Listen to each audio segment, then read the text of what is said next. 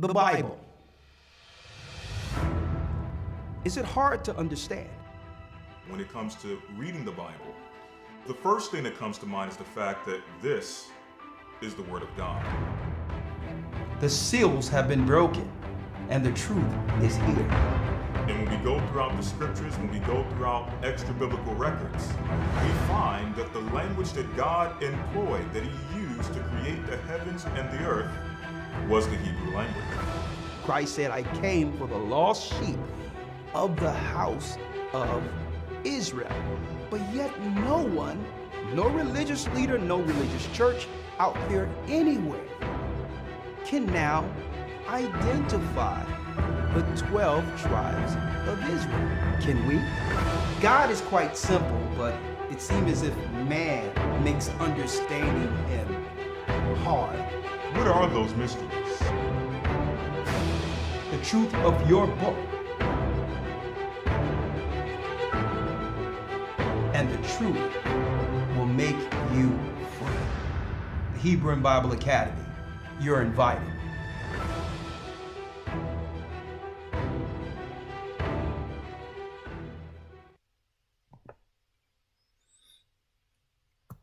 Hey, shalom everybody. First off, before we start, just want to make sure everyone can hear me clearly. Please let me know, can everyone hear me clearly?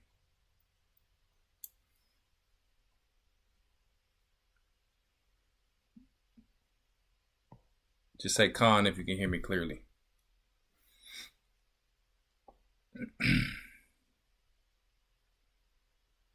All clear, Elder. Okay, all praises.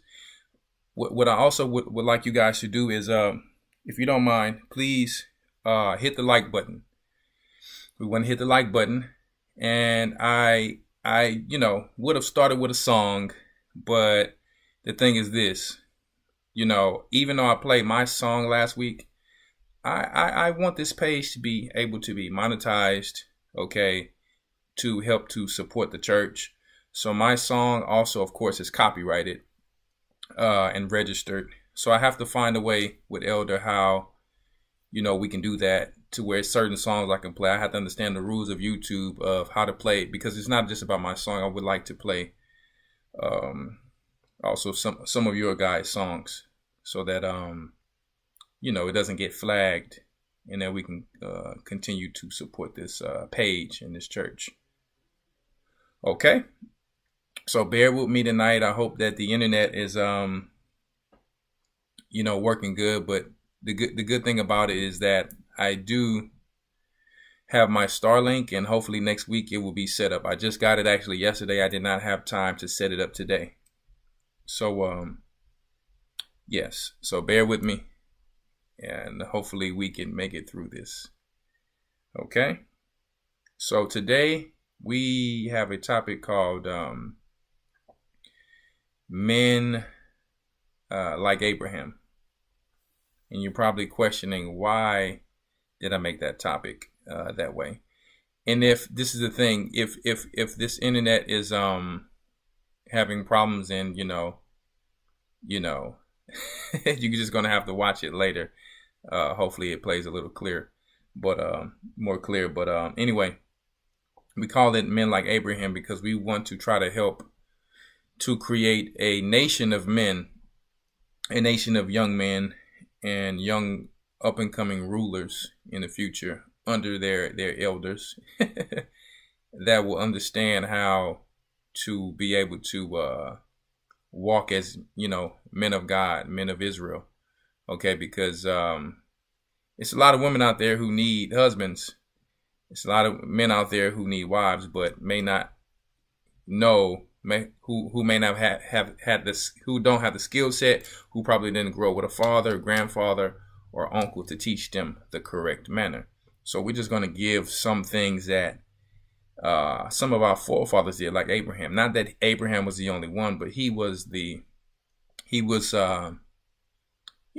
good example. He was a great example. We had Enoch, we had Noah, you understand, we had Moses. I mean, the list goes on and on. But Abraham was to be the father of many nations. And there was something that Abraham actually had in him that he didn't even know.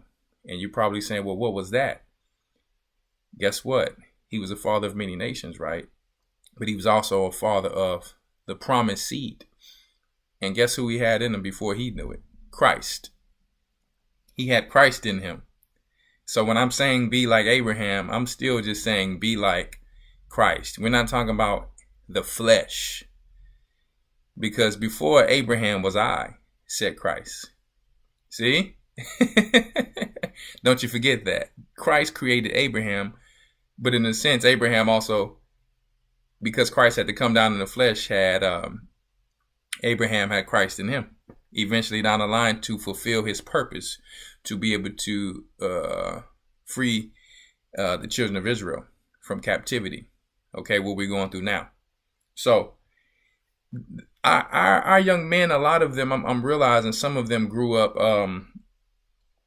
you understand, in foster homes. Some of them grew up in the street life. Some of them grew up in all different shape, form, and fashions. And listen, this is not only about the men. Of course, sisters can always get their,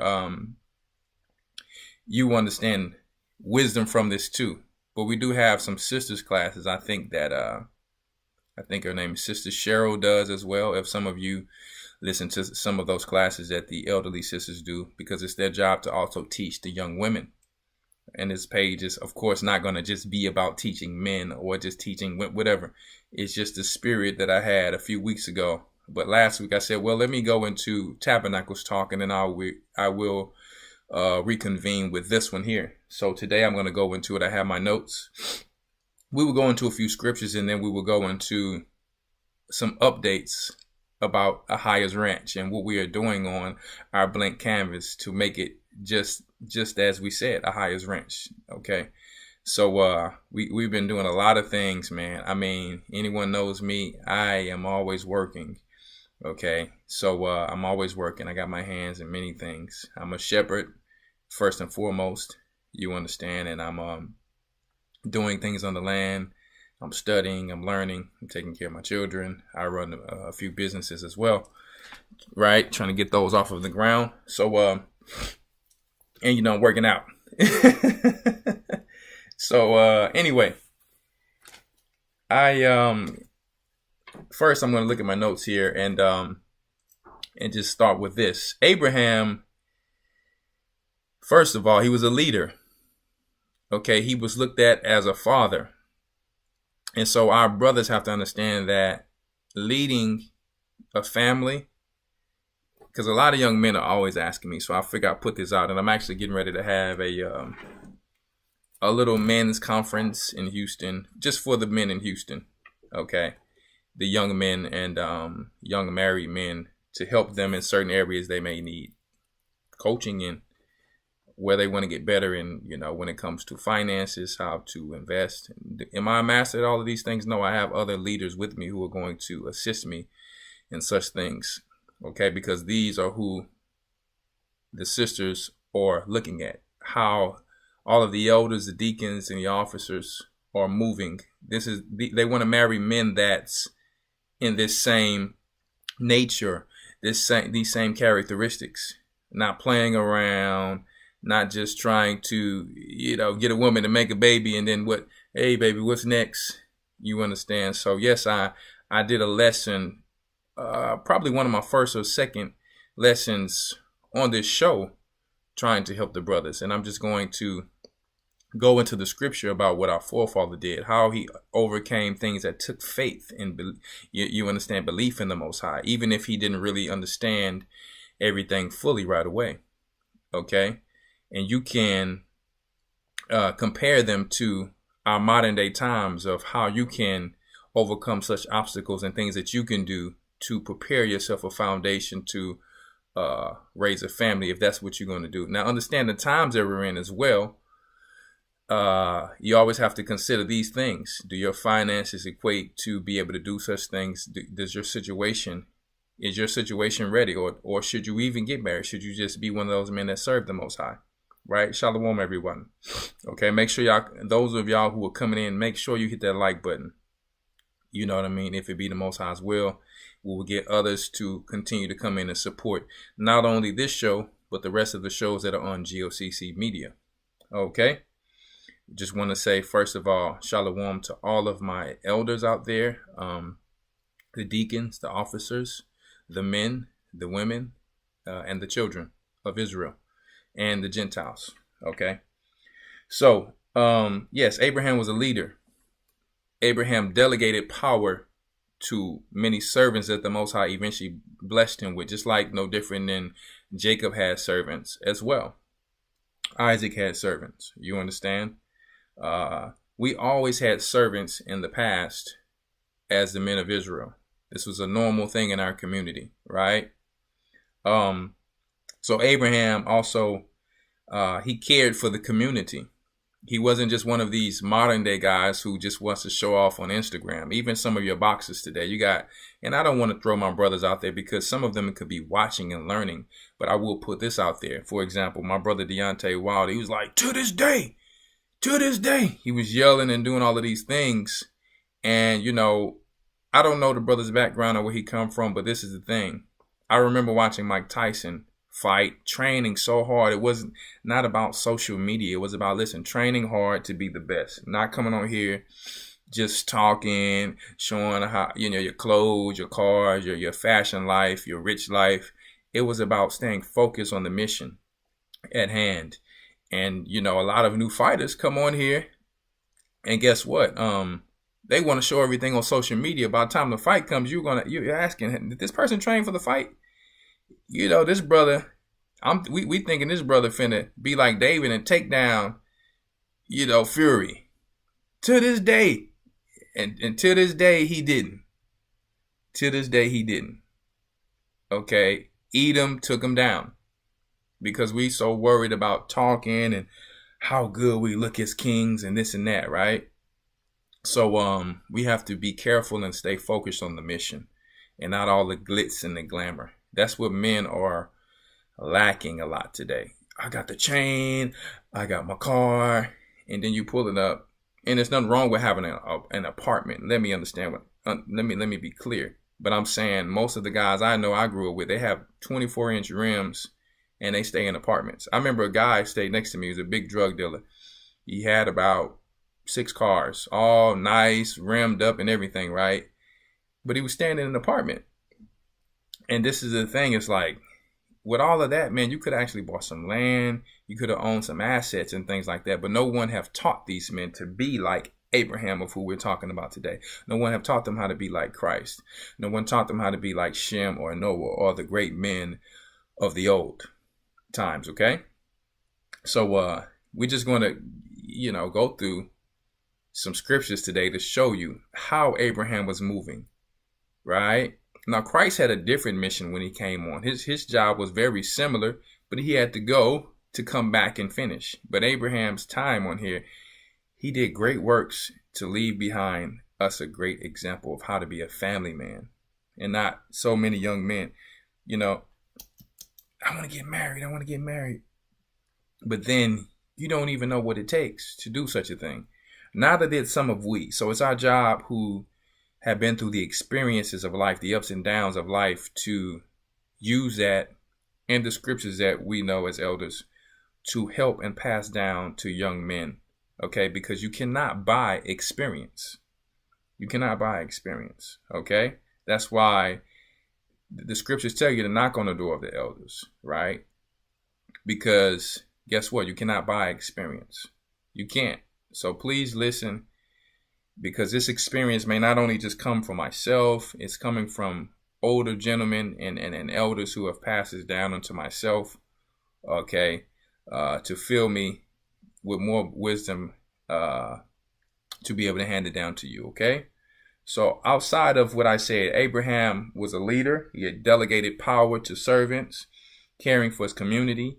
He was taking care of his servants, kind of like what Elder was talking about in the last show, about how some of the men would come under certain men in the last times. No different than how he was talking about, since men want to keep talking about polygamy or polygyny, we want to put that crap to bed. You had certain men that even in the time of Abraham who were under him.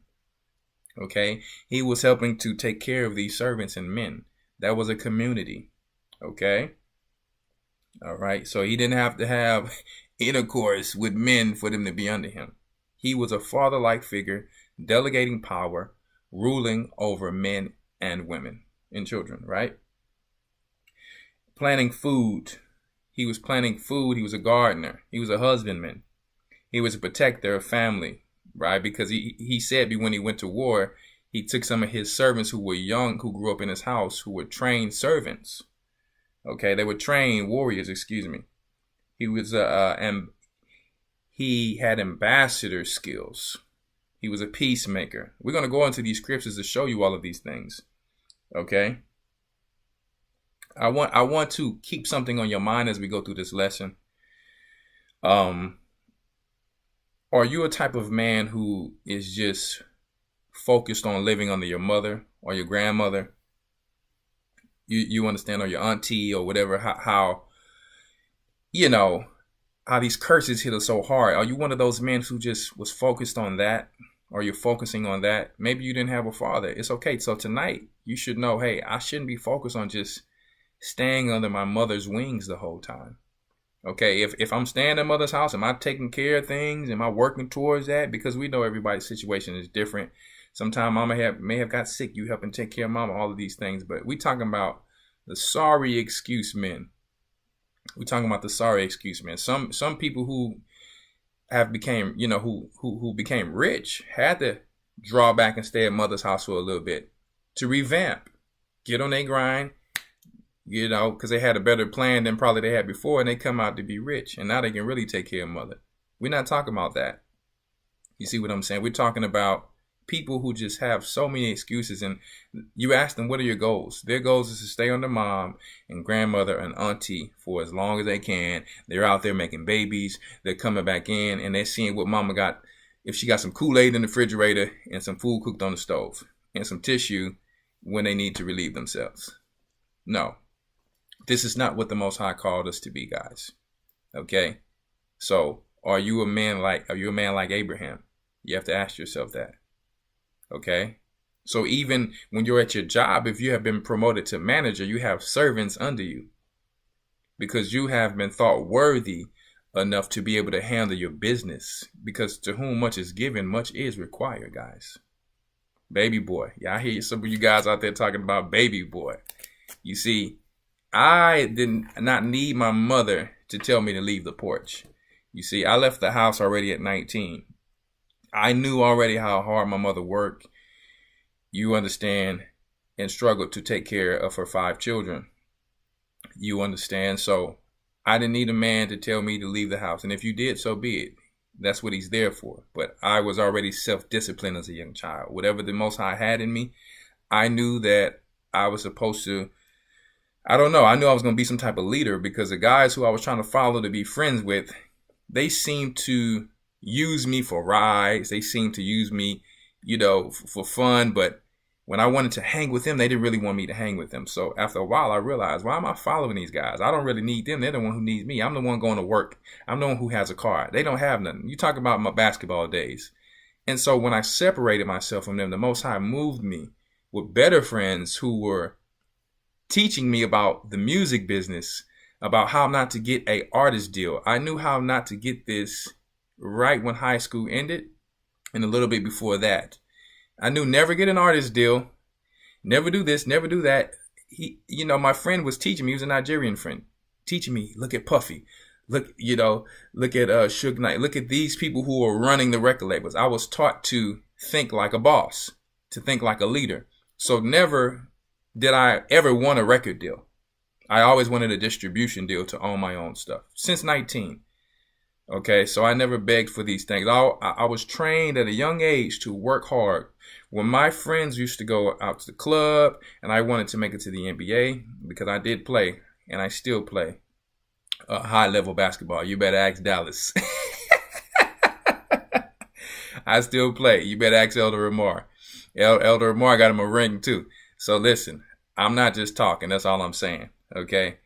So anyway, we could be down. Listen, we could be down by 6 to 8. I'm gonna come back and hit all the threes to bring us back where we gotta go. Let's just say that it could be 3 people on me. That's is going down, but that's enough.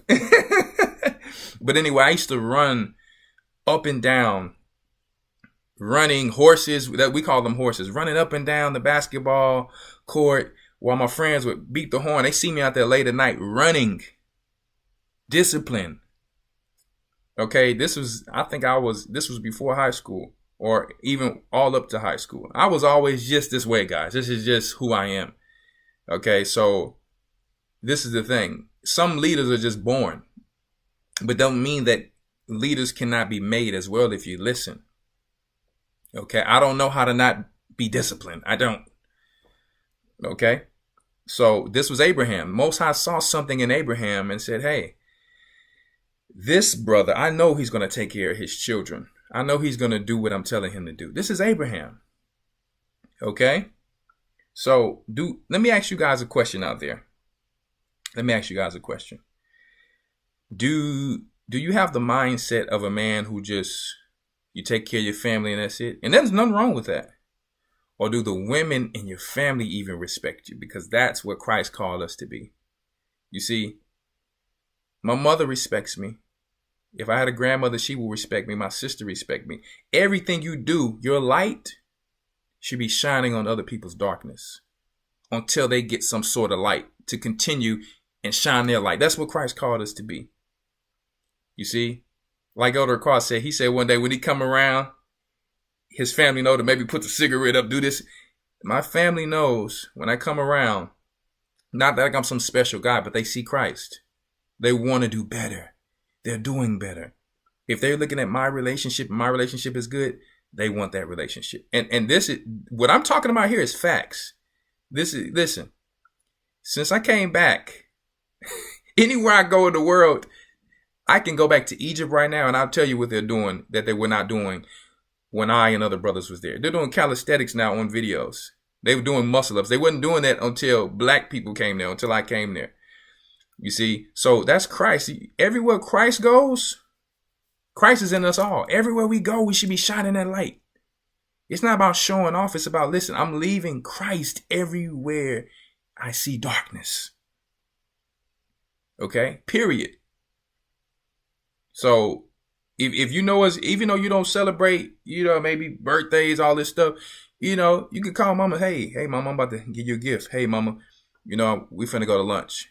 What time you free? Boom. Hey, sister, it's your birthday. I'm gonna send you a little money. Even if it's not your birthday, whatever. Even though we know we don't do these same things they do. The Most High had grace and patience on us for many years. And as soon as we get in the truth, we forget to have grace and mercy on these people to transition them into the same thing that we are in now. We just get in and we like, oh, you ain't supposed to be doing this. You ain't supposed to be doing that. You don't know how to transition people. What are you here for? You don't know how to have a certain bait to catch fish. What are you here for? You guys can't forget that, honestly. You see, no one telling you to throw no birthday party for nobody. Like it says in Josephus, we didn't do those things. But you got to use wisdom. Christ was among the regular sinners. Matter of fact, these are the people that he died for, to bring them into this. Let us not forget. So don't just waste your time. I don't even pay attention to these comments anymore. Some people coming on the Tabernacles Talk video talking about, why would you pick that song? Because Elder Carr makes beautiful music. Because he called the title Slave's Journey. You're offended at that? That's the only thing you see out of that? No different than when we were street preaching. You got a brother say, I'm always looking for fringes. That's all you see? Why would you take your time to come on here? If you're so busy and you have greater works to do. You see what I'm saying? We will always ignore these comments from now on, as we usually do. But I thought to put it out there for some of you who may also fall from some of these things, talking about we should still be doing sacrifice and certain things. Bless you all, and we hope that you have great works, because we already know what Christ said. If it's of Christ, it's going to prosper, and if it's not, it's going to fail and come to naught. Anyway, do some of the women look up to you in your family? Or do they always have to take out money to give to you all of these years? Yeah, sometimes brothers may get hurt and mama's there to help every now and then. But is this your whole life? Your mama should be there when you just really, really, really, really need her. Grandma should be there when you just really, really need her. But if that's your way of life, man, listen. And then you going around trying to holler at women and sisters, brother. You really have to relook at things. That's all I'm saying. Okay? Those women in that family should look up to more men in this world with respect. That's how women respect you. You can be acting like you all that tough physically, this and that, but she gonna look at you like you're not holding it down. So her eye is on real men, leaders of this church, men who are working hard, not making excuses. Period. Straight up. She pretending with you because she got respect and she loves you. And she's waiting to see if you're going to do something. Get up off your butt to do something. But I'm thinking about doing this. How long are you going to think? So that's why we made this lesson, to be men like Abraham. And this is not being rich. This ain't about being rich. We rich in the spirit. This is just about handling your business as a man of something someone should not tell a grown man that he's supposed to do. Now we're not talking about those who just may not know. These scriptures is going to help you as well today. Okay. So we need you to be hard working. So the first scripture we're going to go to before we look at the video of the updates that's on the highest ranch. You won't see me in these clothes. You're going to see me getting down, getting dirty out the butt. Because it's a time for everything. So the first scripture I'm going to go to, let me open my Eastward here. One moment. Forgive me, one moment, please. We're going to go to Genesis 12:1, talking about a little faith here. Okay, if you guys don't mind. Alrighty.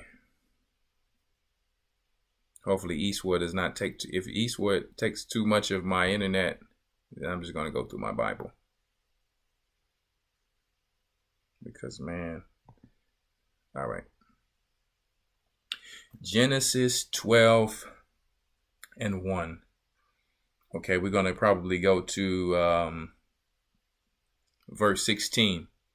Genesis 12:1. Now, we're going to go through a few scripts here, so be patient and understand where we're going to go here. All right. Genesis 12:1 through 16. Now, the Lord had said unto Abram, get thee out of thy country and from thy kindred and from thy father's house unto a land that I will show thee. So the Most High is telling him already, it's time to leave mama's house, time to leave your family house, your daddy house, and to go be a man. Right? And I will make of thee, and especially because these people were people of the world. Right? You can't stay and do the Most High's will and be lukewarm. See? Verse 2. And I will make thee of a great nation, and I will bless thee, and make your name great, and thou shalt be a blessing. And I will bless them that bless thee, and curse them that curse thee. And in thee shall all families of the earth be blessed. So Abram departed as the Most High spoken unto him, and Lot went with him. And Abram was 75 years old when he departed out of Haran. So check this out. Compare this to like the truth, right? For instance, I came into this truth, and then my brother came with me. You came into it, your cousin or your family member or your friend came with you. You guys walked out on faith to a God and his son you have not seen. That's walking out on faith. So the first thing for a man, if he wants to become a man like Abraham or our forefathers, let's just say men like Abraham really means men like our forefathers, the great men. You have to step out on faith. You want to go get something, you want to get a job, you want to be successful, you have to step out on faith. You may not see it right away, but if you feel like the Most High is pushing you to this area, or even if he's not, if another family member or elder is saying, hey, you can go get work over here, you can go do this, try this. They're telling you these things through the Holy Spirit to help you to do better in life. Okay? So you can one day have your family, young man. Right? And Abraham took Sarah, his wife, and Lot, his brother's son, and all their substance that they had gathered, and the souls that they had gotten in Haran, and they went forth to go into the land of Canaan. And into the land of Canaan they came. And Abram passed. Yeah. Let's jump down to verse 10. We ain't gonna read the whole thing. And let's go to verse 10. And there was a famine in the land, and Abram went down into Egypt to sojourn there. For the famine was very grievous in the land. And it came to pass, when he was come near to enter into Egypt, that he said unto Sarah his wife, Behold, now I know that thou art a fair woman to look upon. Therefore it shall come to pass, when the Egyptians shall see thee, that they shall say, This is his wife, and they will kill me, but they will save thee alive. So Abraham basically was told to go somewhere and to do something. But there are obstacles in his way. When we do something, there will be obstacles in our way. It's sometimes a test from the Most High that we may overcome. Sometimes it's something from the devil himself that you have to overcome. The Most High may tell you something and the devil is trying to stop you in every which way. You have to overcome it. And if you overcome it and don't give up on the Most High will still bless you. We're not always just talking about finances. We're talking about the purpose of the Most High. He will bless you with these other things. He says, Seek ye the kingdom, and everything else is going to be added unto you. But you have to believe, and you have to have faith and works. Right, let's go to verse 13. Say, I pray thee, thou art my sister, that it may be well with me for thy sake, and my soul shall live because of thee. And it came to pass that when Abraham was come into Egypt, the Egyptians beheld the woman, that she was very fair. Now, sisters, understand that the Egyptians were very fleshly people. Their desire for women in that time was just very fleshly. We try to make sure that we look not only on the flesh, but that we look at the spirit when we get a woman. Because especially in Babylon, man, listen, Babylon tell you, get that woman that's more close to white, that's bright skin. She got to have that long, curly hair or whatever, close to white people. Listen, no, that's not the only type of woman of Israel. That's not a bad woman either, but you choose according to your prayers of the Most High, which is a good spiritual woman. And yes, of course, on the outside, it has to have balance of the spirit to, for yourself. Every man wants something for himself. So everyone has their own choice and preferences is what I'm saying. But let us look at the inner woman first, okay? We understand that fleshly beauty doesn't matter according to the scriptures, right? Let's go to 15. The princess also of Pharaoh saw her and commended her before Pharaoh, and the woman was taken into Pharaoh's house, and he entreated Abraham well for her sake. And he had sheep and oxen and asses and men servants and maid servants and she asses and camels. Okay? So, don't forget, after this situation with Abraham, he was blessed with more servants and more servants and more cattle. What was going on here? He was going, because he left off in faith. He didn't know what he was getting into. He probably thought things were not going to go well. But he stepped out on, I'm sure he was nervous sometimes, worried. But hey, I got to do what I have to do. I can't be a wussy. I have to go out here and do what I need to do. You see what I'm saying? I'm going to read the comments later because y'all be cracking me up. So he did not give up is what I'm saying. Every time he didn't give up, he got blessed with more. Pass this test, pass that test, pass that test. When you go to a job, if you do good and you excel, you get blessed with a raise. Now, we know some jobs ain't giving you what they're supposed to give you. That's when you need to ask for wisdom or some counsel to say, hey, should I stay at this job? If I stay here 10 years, I'm only getting a $2, $3 raise. No, you shouldn't. See, a job is really a stepping stone to the greatness that the Most High have put in you, my brother, or even my sister. But right now we focusing on our brothers to be able to take care of y'all. So y'all can take care of them with that good old food and whatever else they may need. You see what I'm saying? Because we know that in this day, you see, women is going to need strong leaders to help them to make it in this time. You're going to need protection to get you into the kingdom of heaven, whether it's your uncle, whether it's your grandpa, whether it's a leader of the church, whatever the case may be. See, we ain't worrying about no flesh. We understand that we talk about survival Who wants to be making babies in a time of war? Does that even make sense? So we're not going to argue with foolishness at all. We avoid foolish things like the scriptures tells us.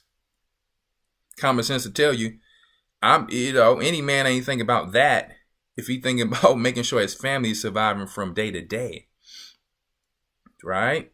We talking about real men with the mind of the Most High here. These are men like Abraham. Okay? So let's go to our next scripture, guys. Because Abraham was blessed from being tested through all of these persecutions with more men and maidservants. You see what I'm saying?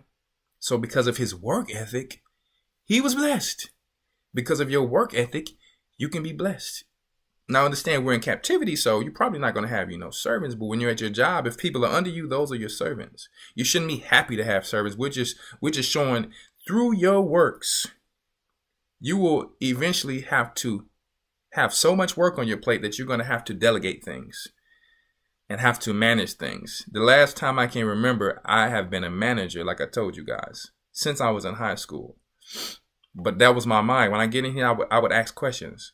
What do I need to do to get there? What do I need to do to get there? Not in a way of being greedy, but of course, in this world, we all want to do better. But in this truth, we can't come up, what do I need to do to be an elder? That's not what you do in the spiritual world. In the physical world, you want to have enough to take care of your family is what I'm saying. But in this, it's a little different. It's the same, but it's a little different. You can't try to want some type of leadership or something like that. Your job is to be a great man of the Most High. And because you're doing whatever talent he gave you, he will then, if he sees fit, place you in that area. Okay? So let's go to 2 Samuel 3:20 through 30. Because Abraham was a peacemaker. And we're going to watch someone, because see, as a man, to be like a man of Abraham, you have to be a peacemaker. You can't be going around fighting all the time, trying to show who you are. It's vain. We're going to show you what happens from someone who was not a peacemaker. What happens to them, how they can get cursed, right? 2 Samuel 3:20. And some of these scriptures, I'm just going to go through them. Maybe not read the whole thing. Okay? We have to have forgiveness as men of the Most High. We can't be brawlers as the scriptures tell us, right? Okay, this goes for any man, right? 2 Samuel 3:20 through 30. Let me go there.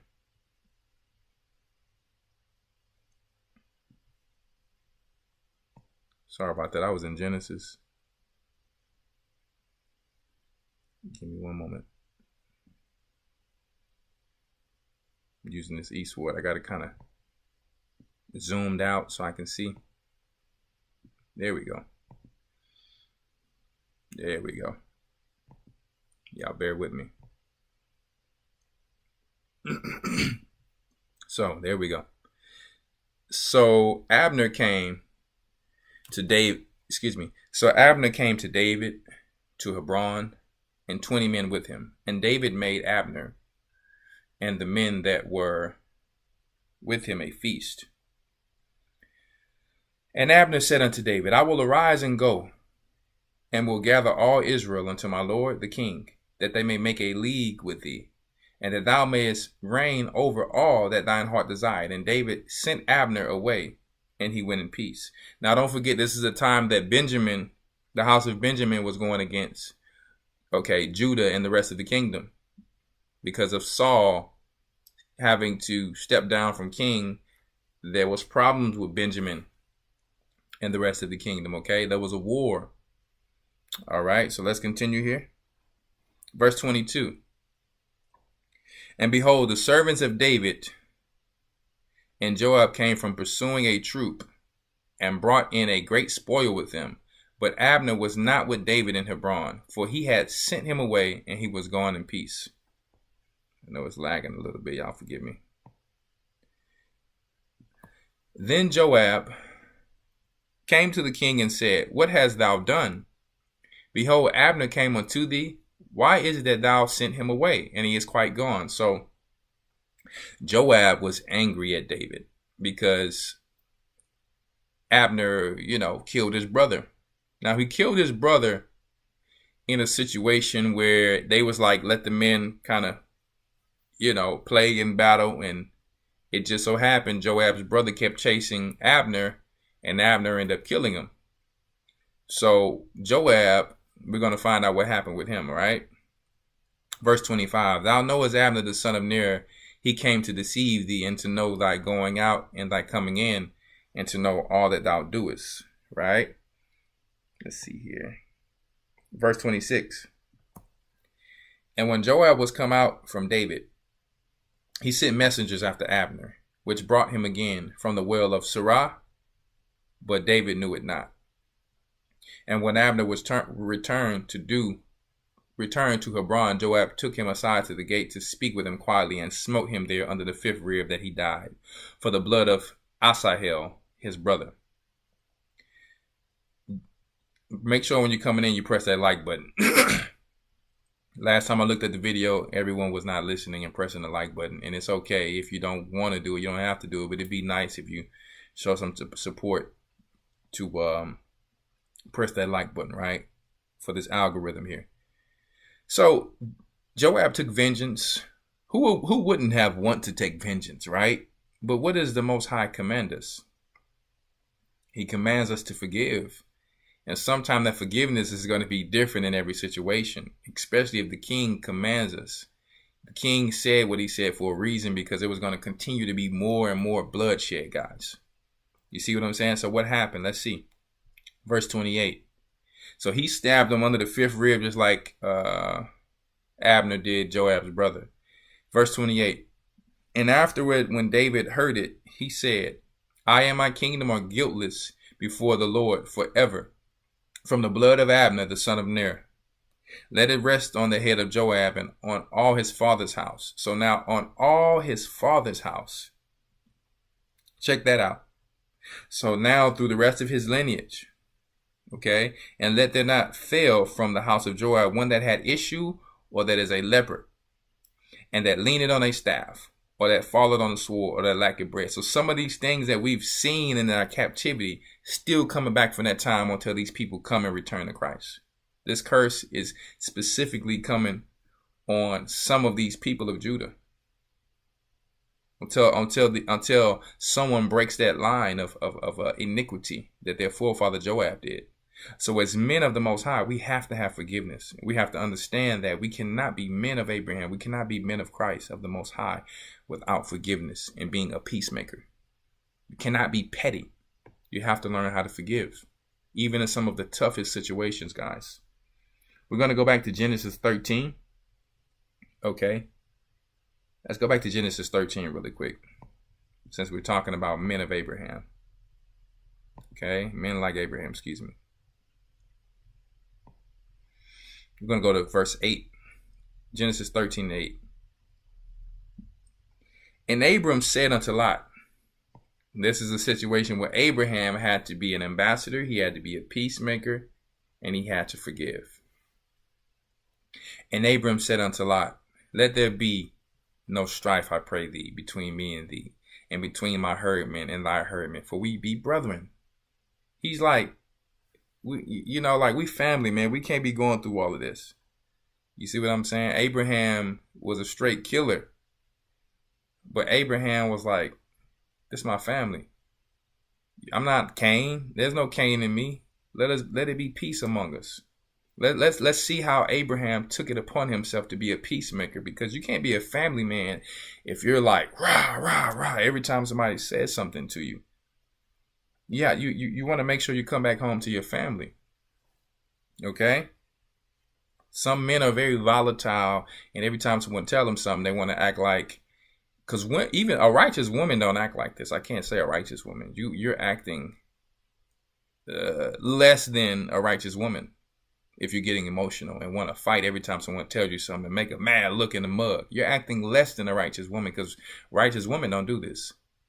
So if you're not even acting like a woman, all we can call you is a tranny or something. We don't know, a transformer, a shapeshifter. You see? Okay, so let's go to verse 9. Is not the whole land before thee? Separate thyself, I pray thee, from me. If thou wilt take the left hand, then I will go to the right. or if thou depart to the right hand, then I will go to the left.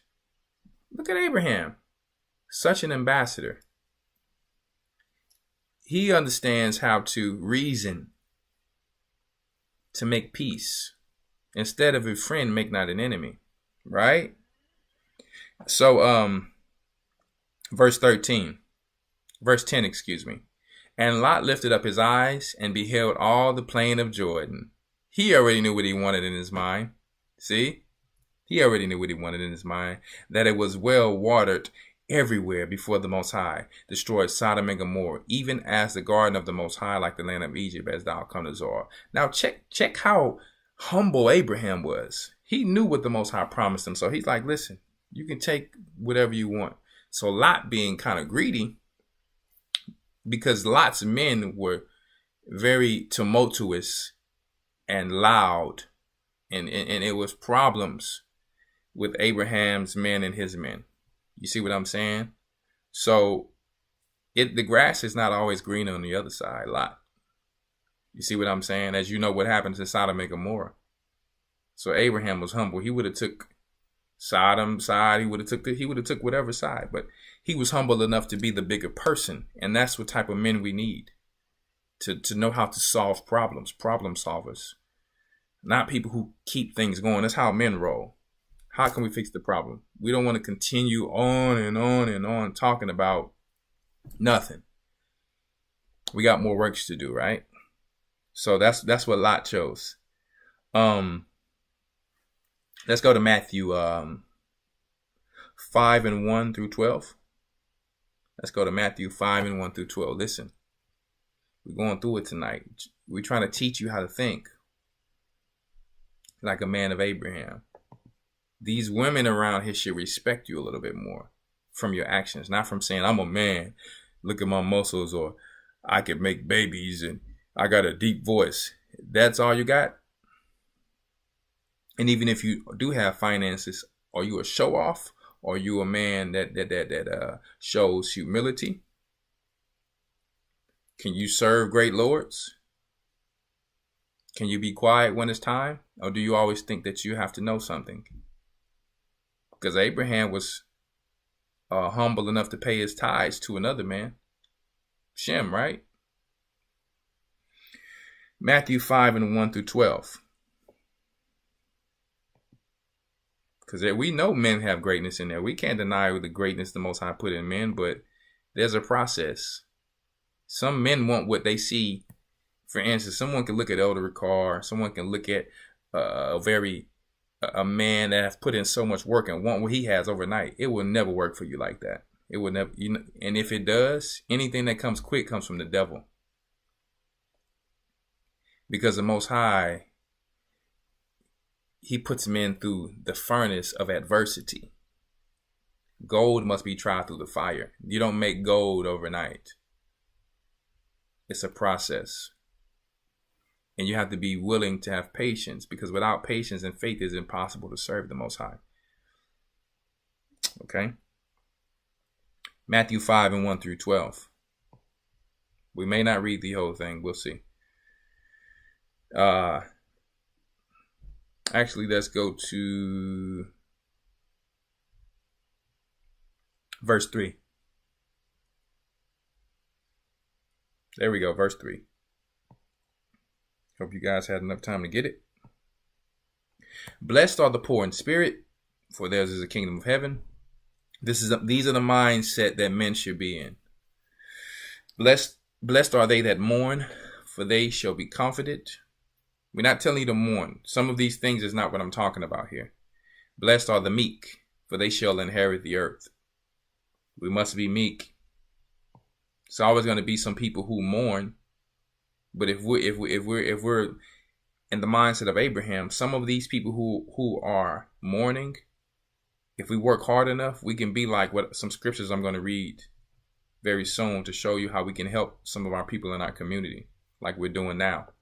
We're baptizing people. We're bringing them to the water, teaching them different things about how they can better their lives, right? But you have to be meek to be put in such a position. Blessed are, verse 5, the meek, for they shall inherit the earth. So these are the people who shall inherit the earth when everything's done.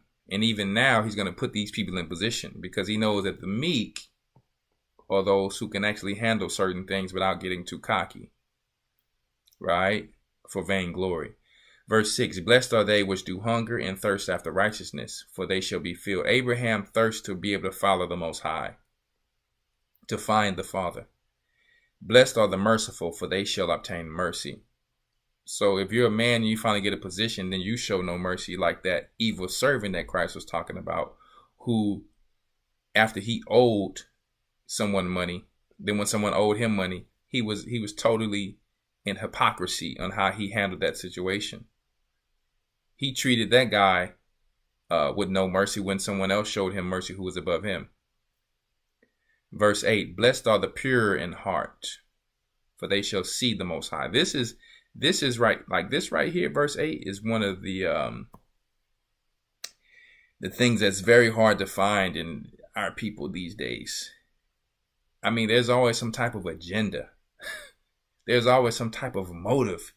I mean, can someone bless you with something to help the work without down the line you had some type of motive or agenda?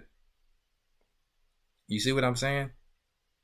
Not only that, if you're a man who wants to be successful, get married, whatever the case may be a leader, whatever. No one should try to choose to be a leader. The first leadership you should be trying to do is lead yourself and lead your family and your children first. Right? But we need pure-hearted people. Some men be playing games, and then you get with women thinking they're going to get a pure-hearted man, a pure-minded man who's not playing games, and then she's taking care of that brother. You see, that's why the scripture says a woman who maintaineth her husband is full of reproach and anger. She's full of anger and frustration because she's taking care of you, man. You see? So that's not the man of Abraham. Sarah was not taking care of Abraham. Abraham had to step off that porch. He had to step away from that land to go find out what was his purpose. And not just sit down and hopefully the Most High flies out the sky. Drops it out the sky, excuse me. Right? Verse 9, blessed are the peacemakers, for they shall be called the children of God.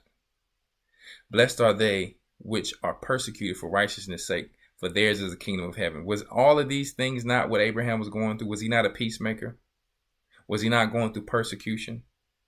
If we were going to be called the children of the Most High, children of Abraham, followers of Christ, blessed are ye when men shall revile you and persecute you, and shall say all manner of evil against you falsely for my sake.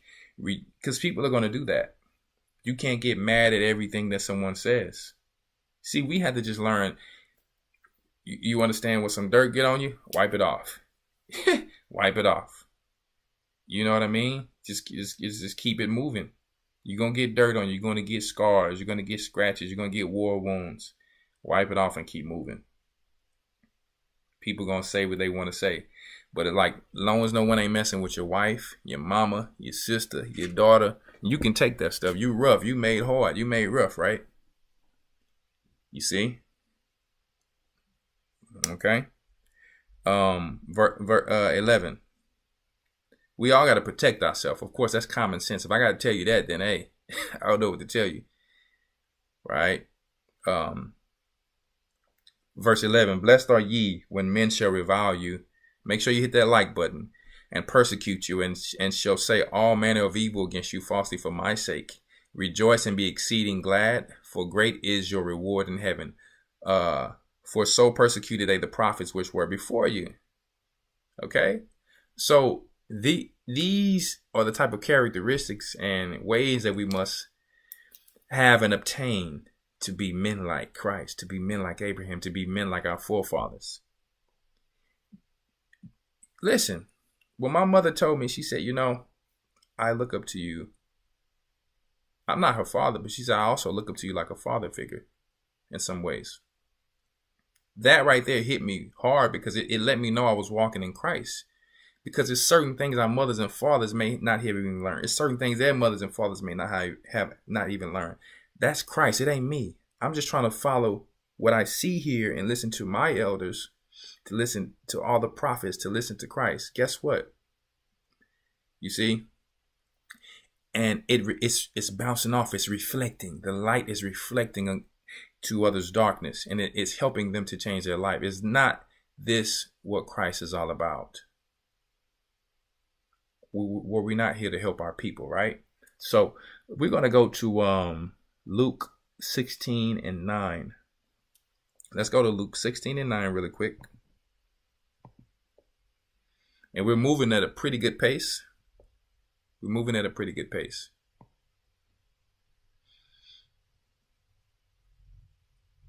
This is another thing that you'll learn as a follower of Christ, because some of us get this truth and then we just X everyone off. You know what I mean? Some of us have done it in the beginning. We can't lie, but we realize, like, hold up, I'm moving a little too fast. I have to pace myself. I may not want to do that. I may need this person. They may need me, whatever the case may be. So what does the scripture say about that right here? Luke 16:9 says, "And I say unto you, make ye to yourselves friends of the mammon of unrighteousness." Is he telling us to go and be with people who are evildoers? No. You guys have got this part twisted. He didn't tell you to go make friends with people who are purposely doing evil. We're supposed to be at peace with all men, but when he's saying friends of mammon, he's not talking about I need you to go hang around some of them devil worshippers. That's not what he's saying at all. Don't get that confused. Anyone who is not following the laws accordingly to what Christ said, they are unrighteous people. But a lot of them, according to the world, are still good people who you work amongst, who, when you go to the grocery store, you can still say hi to. Normal people, but they're eating different than us. They may do things a little different than us, but they're not out there killing, stealing, murdering, but they are still unrighteous people because they're still lukewarm. These are the type of friends of mammon that we would make friends with. They're not perfect, but you're not going to go make friends with someone who could potentially take you out or get you caught up somewhere. That's not the type of, I got a connection with this dope dealer. No, that's not what the Most High is talking about. Just so I can put this out here for people. You're talking about people who have resources. For instance, I'm on this land. I know people who are business owners, and everything I tell them, I say, hey, thank you for helping me with this service, sir. Don't, if you ever feel like you need to give me a call, if things ever hit the fan, if things ever go down, you know, I'm over here. Feel free to give me a call. You know, we may need each other in this time.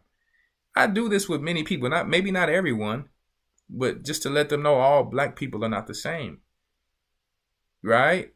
Because instead of a friend, make not an enemy. Not only that, they have resources and connections. There's a bartering system you can do here to further the ministry or for emergency type situations. Okay? So that's what it's talking about. People who are working hard for their money. They're still unrighteous people because they're not really following the laws. They still could be following Jesus. Okay? They could still be following. And we know that some of you who come on here and don't understand the name of Jesus, there was no J's or U's during the time of Christ. His name is Yeshua, which means to save. Yeshaya, my savior. Okay? So it's still the same person, but that was not his name. It's just what we're saying. Okay? Like Jesus. We do know in Greek it means Joshua, but his name was Savior. Okay? He's coming to save his people. That's what it means in the ancient Hebrew. But you guys can go to the Hebrew and Bible Academy for this information, which you should. If you want to be a great, studious person in the Bible. Okay? It's going to kill any theologian school out there. Listen, I'll put you in the class if you think I'm lying. Okay? But let's continue. So these are the type of friends of mammon that it was talking about. Okay? Verse 10. No, let's finish with verse 9. And I say unto you, make to yourselves friends of mammon of unrighteousness, that when ye fail, or when you have a mishap, when something happened, you got fired, whatever the case may be, or, accident happened. Man, I know this record truck driver. Man, I don't got the money right now, but can you come and get me and my family out of this situation? Boom. Even though you should have AAA, but I'm just saying, that's just an example. If you couldn't afford it, you'd have made a connection. You probably went by and brought them some cookies or something one day, or did some type of bartering, and now you got you a friend. Not to use them, but to help each other in a time of trouble. When you feel that they may receive you into everlasting habitations, or they may have some type of bunker or some, you can go into if you couldn't get connected with the body. You've made some friends with somebody and they say, hey, are you okay over there? Come over here with us. Some Esau's like that. And they don't even want you to know in the times of slavery that some of Esau was doing that, helping us. Okay. Verse 10, he that is faithful and that which is least is faithful in also much. This was Abraham making friends of the Canaanites, making friends of the Egyptians, making friends of some of these people who he was around. And guess what happened after that? What did they give him through the Most High? Resources. They gave him resources. Sometimes, like you'll be out here on this land and somebody say, oh, that's how I got a mango tree just recently. Check it out. This well-off lady said, hey, I'm just too small to be moving this mango tree back and forth. Huge mango tree. Now, it's very hard for you to find something that's 5-6 years old, that's mature fruit. That tree should cost you. That tree should cost you almost $1,000. Let's say that, right? That tree should cost you almost $1,000. But I got it for $140. Make you friends of Mammon. You see what I'm saying? And they say, yes, we will call you. We have more fruit tree. You know what I'm saying? So, hey, make these connections. This is what Abraham was doing. Don't be so, I can't stand them Gentiles. And listen, sometimes the Most High can bless them like he blessed Abraham. Can bless you through them, like he did Abraham. They are the ones who have the resources right now, my friend. Right? You got people who was telling Elder Ricard, hey, like he said, what you need, a boat? What you need? Don't be so stuck up, guys. Your woman who you marry will have honor for you. Your mother, your sister will have honor for you. She's like, I'm proud of who my brother become. I'm proud of who my son has become. I'm proud of who my grandson has become. My wife is honored to be by my side. My daughters look up to me because I'm taking care of things. I'm respected in the land among the elders in the church. Even though I'm not a leader, I'm a respected man. When they call upon me, they can depend upon me. Woo, hold up now. Are you that man just sitting in the back of the class quiet? Never trying to do nothing. Just come to the Sabbath. That's it. You happy because you got you a little money like that rich man who Christ said, you ain't fit for the kingdom of heaven because you really don't got no faith. You happy with the little money you got, but you really ain't trying to do no ministry. You really ain't trying to do nothing. You just happy to be following the laws. I know a lot of men like that. I'm going to be honest with you. There's people who be needing help moving. You can't call some of these brothers for nothing. You can't call some of them for nothing. You see? It's times where an elder's supposed to be so busy doing what he's doing. And sometimes I got to come out to do things that certain people supposed to do. Are you kidding me? I don't mind being boots on the ground, but it's like, if I got to be boots on the ground, what do you need it for now? What do you need it for? Not in every situation. Okay, I need, we got to study fast and handle certain things and take, help the body and the flock. I was a deacon before, making calls, calling people's house, going there, checking on them, doing all of these things. But you get more on your plate and you have to do much more things. So certain things like Abraham, you have to delegate. And the work still gets done. Every time a man baptizes somebody, that soul counts on the elder required. Period. See? And if I tell somebody to baptize, that soul counts on me. That soul counts on the elder required. We all now doing the works of Christ together. It all flows and works together. One man planted, one man water, other man, Most High get an increase. See what I'm saying? So it's no need to be, vainglory type of man. Anyway, we're at 8:05 right now. Well, at least my time, Central Standard Time here. So, verse 10, he that is faithful in that which is least is also faithful in much.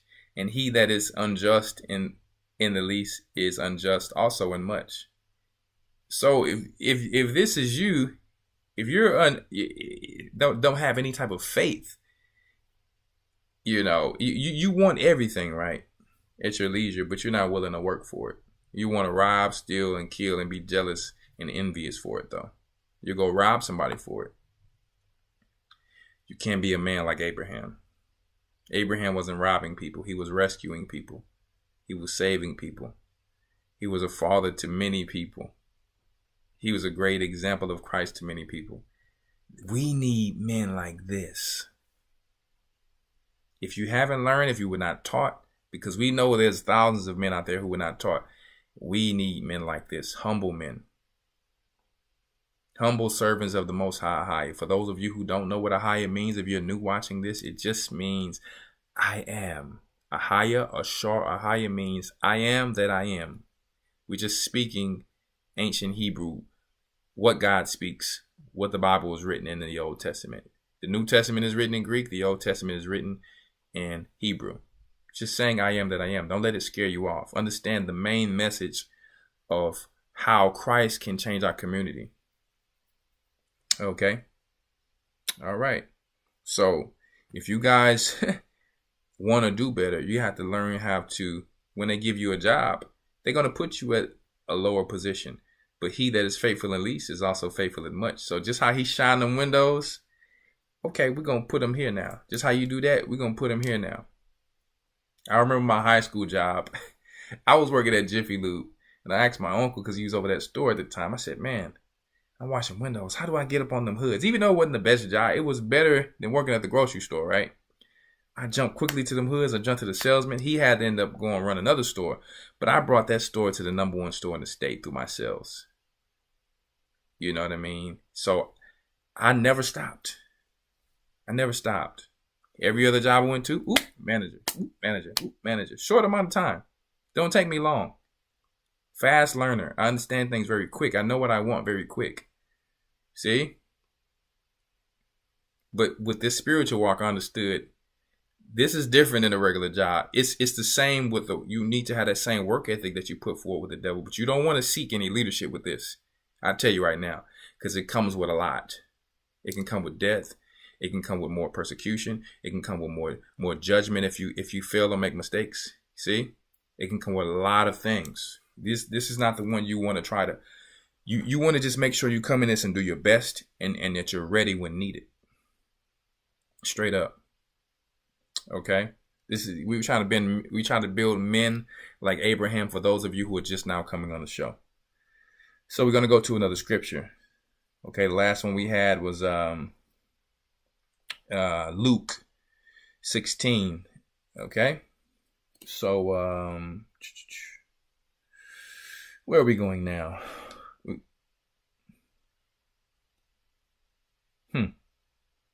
Let's go back to Genesis 14. I got some good stuff for y'all now. I'm telling you right now. I got some good stuff for y'all. So like I said, next week, hopefully I can connect my Starlink and then I can eventually be taking some calls since it came in. Okay. So yeah, I'm excited. I got to find out how to do that. I got some new stuff coming. Like I said, some cooking from some people. You understand the music will be coming. We listen, we got to figure out that music thing because we can't be having copyright strikes all over the place. So I have something. Yeah, we're going to have something for that. Don't you worry. We're going to find a way. We always do. So let's check this out here. Genesis 14 and 13. Because I was like, man, I want to play some brother's song, but listen, if you don't own a song and it don't get copyright strike down here, someone else you took that beat from YouTube, it's gonna get copyright strike. Period. Cause as you know, it did mines.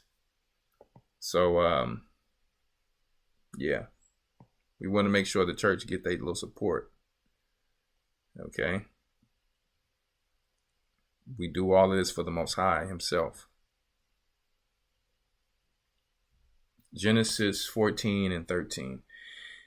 And there came one that had escaped and told Abraham the Hebrew, for he dwelt in the plain of Mamre, the Amorite, brother of Eshcol, brother of Anor, and these were confederate with Abraham. Check that out. These people were at peace with Abraham. So once again, he was a peacemaker. If you're a person always out there fighting, you're enraged, you can't take care of a family. You can't rule the people because you have anger problems, which turn to wrath, which is demonic. Okay? And verse 14, and when Abraham heard that his brother was taken captive, he's talking about Lot. Okay, it's his brother in a sense because that's his nephew, right? He armed his trained servants born in his own house. Trained servants. So Abraham was over a community in what does that tell you? That tells you everything was in order. It wasn't just some people who were just chilling around living. They had to get trained, guys. Back in the days, you had to know how to fight. You see what I'm saying? I don't know what they talking about on that. Anyway, let's stay on subject. Yeah, y'all got to listen. I know y'all talking, but we're gonna answer the questions after. Okay. Anyway, bless you all. So anyway, let's 1 second. Verse 14. And when Abraham heard that his brother was taken captive, he armed his trained servants born in his own house 318 and pursued them unto Dan. So he had 318 servants as far as the fighters go. Not many men to go and fight a great army, and he divided himself against them, and he and his servants by night, and they smote them and pursued them unto Hobah, which is unto the left hand of Damascus. And he brought back all the goods, and also brought again his brother Lot and his goods, and the women also, and the people. Now the Most High can put the spirit on anybody to win. He put the spirit on Abraham to win, because when Abraham was fighting his fights, he was not fighting just to be fighting someone. Don't forget, when he went through the scuffles with certain Canaanites or the Egyptians, there was really no fighting going on. There was more reasoning, because you have to learn how to pick your battles. But when he was going to rescue Lot, guess what happened? He put his life on the line for his brother. Don't forget, Christ said that was the greatest thing that you can do, is lay down your life for your brother. So he was already showing Christ.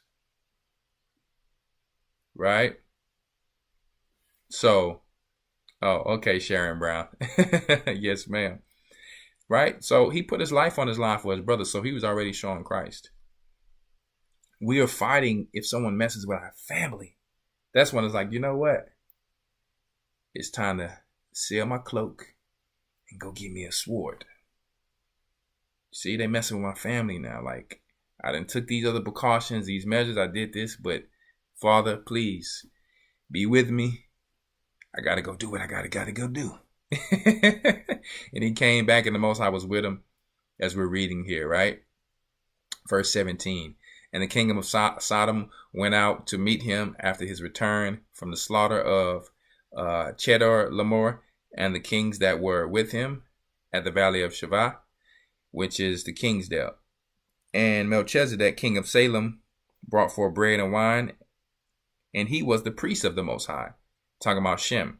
And he blessed him and said, Blessed be Abraham of the Most High God, possessor of heaven and earth. For those who don't know who Melchizedek is, you new watchers or viewers, Melchizedek was actually Shem. That was Noah's son. He was the high priest who we were to pay tithes to before Levi. Okay? So, now in current time, the high priests are from all tribes now. Okay? But it must be anointed elders who's in leadership. Okay? Each church has their own leadership and high priest. Okay? So, you probably already know them in this church, but I'm talking about for new people. All right? So, and you can read that in the New Testament. So, Genesis 14 and 19. And he blessed him and said, Blessed be Abraham of the Most High, possessor of heaven and earth. And blessed be the Most High God, which had delivered thine enemies into thine hand, and he gave him tithes of all. This is another thing, man. You can't be a cheap, slouch, lazy person, greedy person who don't want to pay your tithes. I don't follow man. You do follow man, because that's how you get your money when you go to work. That's how you get your paycheck.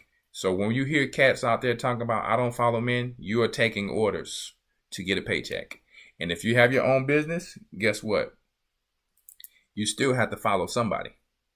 You're going to always have to follow men. There will always be someone who will have to give you some type of orders. You're taking orders from the president of the United States because you're following his rules. So you are following man, because you didn't run up and then take him out of position and put yourself in position. So crickets. Okay? You have to follow someone. And it's okay to follow a righteous man. So you have to pay your tithes according to the law. Tithes are not sheep, goat, camels, oxen, all that. Definitely not camels, because we ain't sacrificing that. But I'm just saying, no one has livestock on a mass level when it comes to the children of Israel. Only a few people in our nation have this stuff. So why would the Most High make a rule that's something that everyone else does not have? Everyone does not have gardens. People don't even know how to plant for that reason, right? So it's money.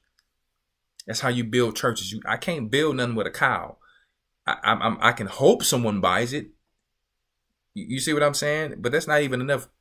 It's more people than cows these days. So it's like, get off of that. Okay? You have to pay your tithes. Okay?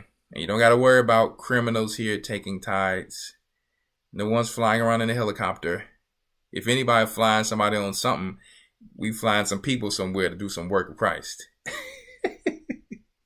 Okay, I'm just putting it out there. All right. According to the scriptures, one must pay his tithes to support the work. A work cannot get done by you just sitting back listening and hopefully, because how can that man do the work if he got to go out and hustle all the time to come back and shepherd thousands of people? No, it don't work like that. I don't know why our people are the only people who don't understand that. You understood it when you went into the Christian church, though. Okay? So we had to get those naysayers out of here who actually come on here to listen, knowing they want the game, but then they're always going to have something to say. Just take the game, learn, and go do your little ministry you got. But it's best for you to come under elders so you can stay here and you don't get falling when that earth crack open. It's better for you to do that. Just keeping it real. Okay? So let's go to verse 23. We got to skip down. They were talking about separating the spoils or the reward after war. Look at Abraham, how merciful he is, how respectful he is, how honorable he is. Check it out. Verse 23.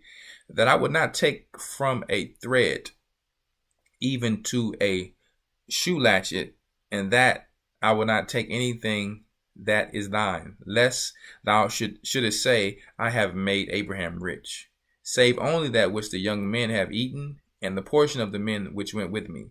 Aner, Eshcol, and Mamre, let them take their portion. So Abraham said, I'm good. Just give it to my servants. Okay? Honorable man. Honor. Okay? These are the kind of men we need, not thieves. You got the nerve to steal from the Father, man. I mean, I don't know what to tell you. He's the one who's giving and providing everything.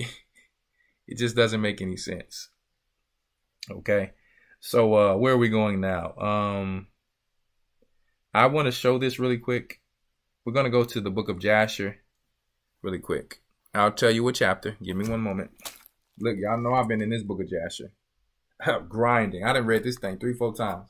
It's my favorite book. Okay. It's time for me to get a new one, but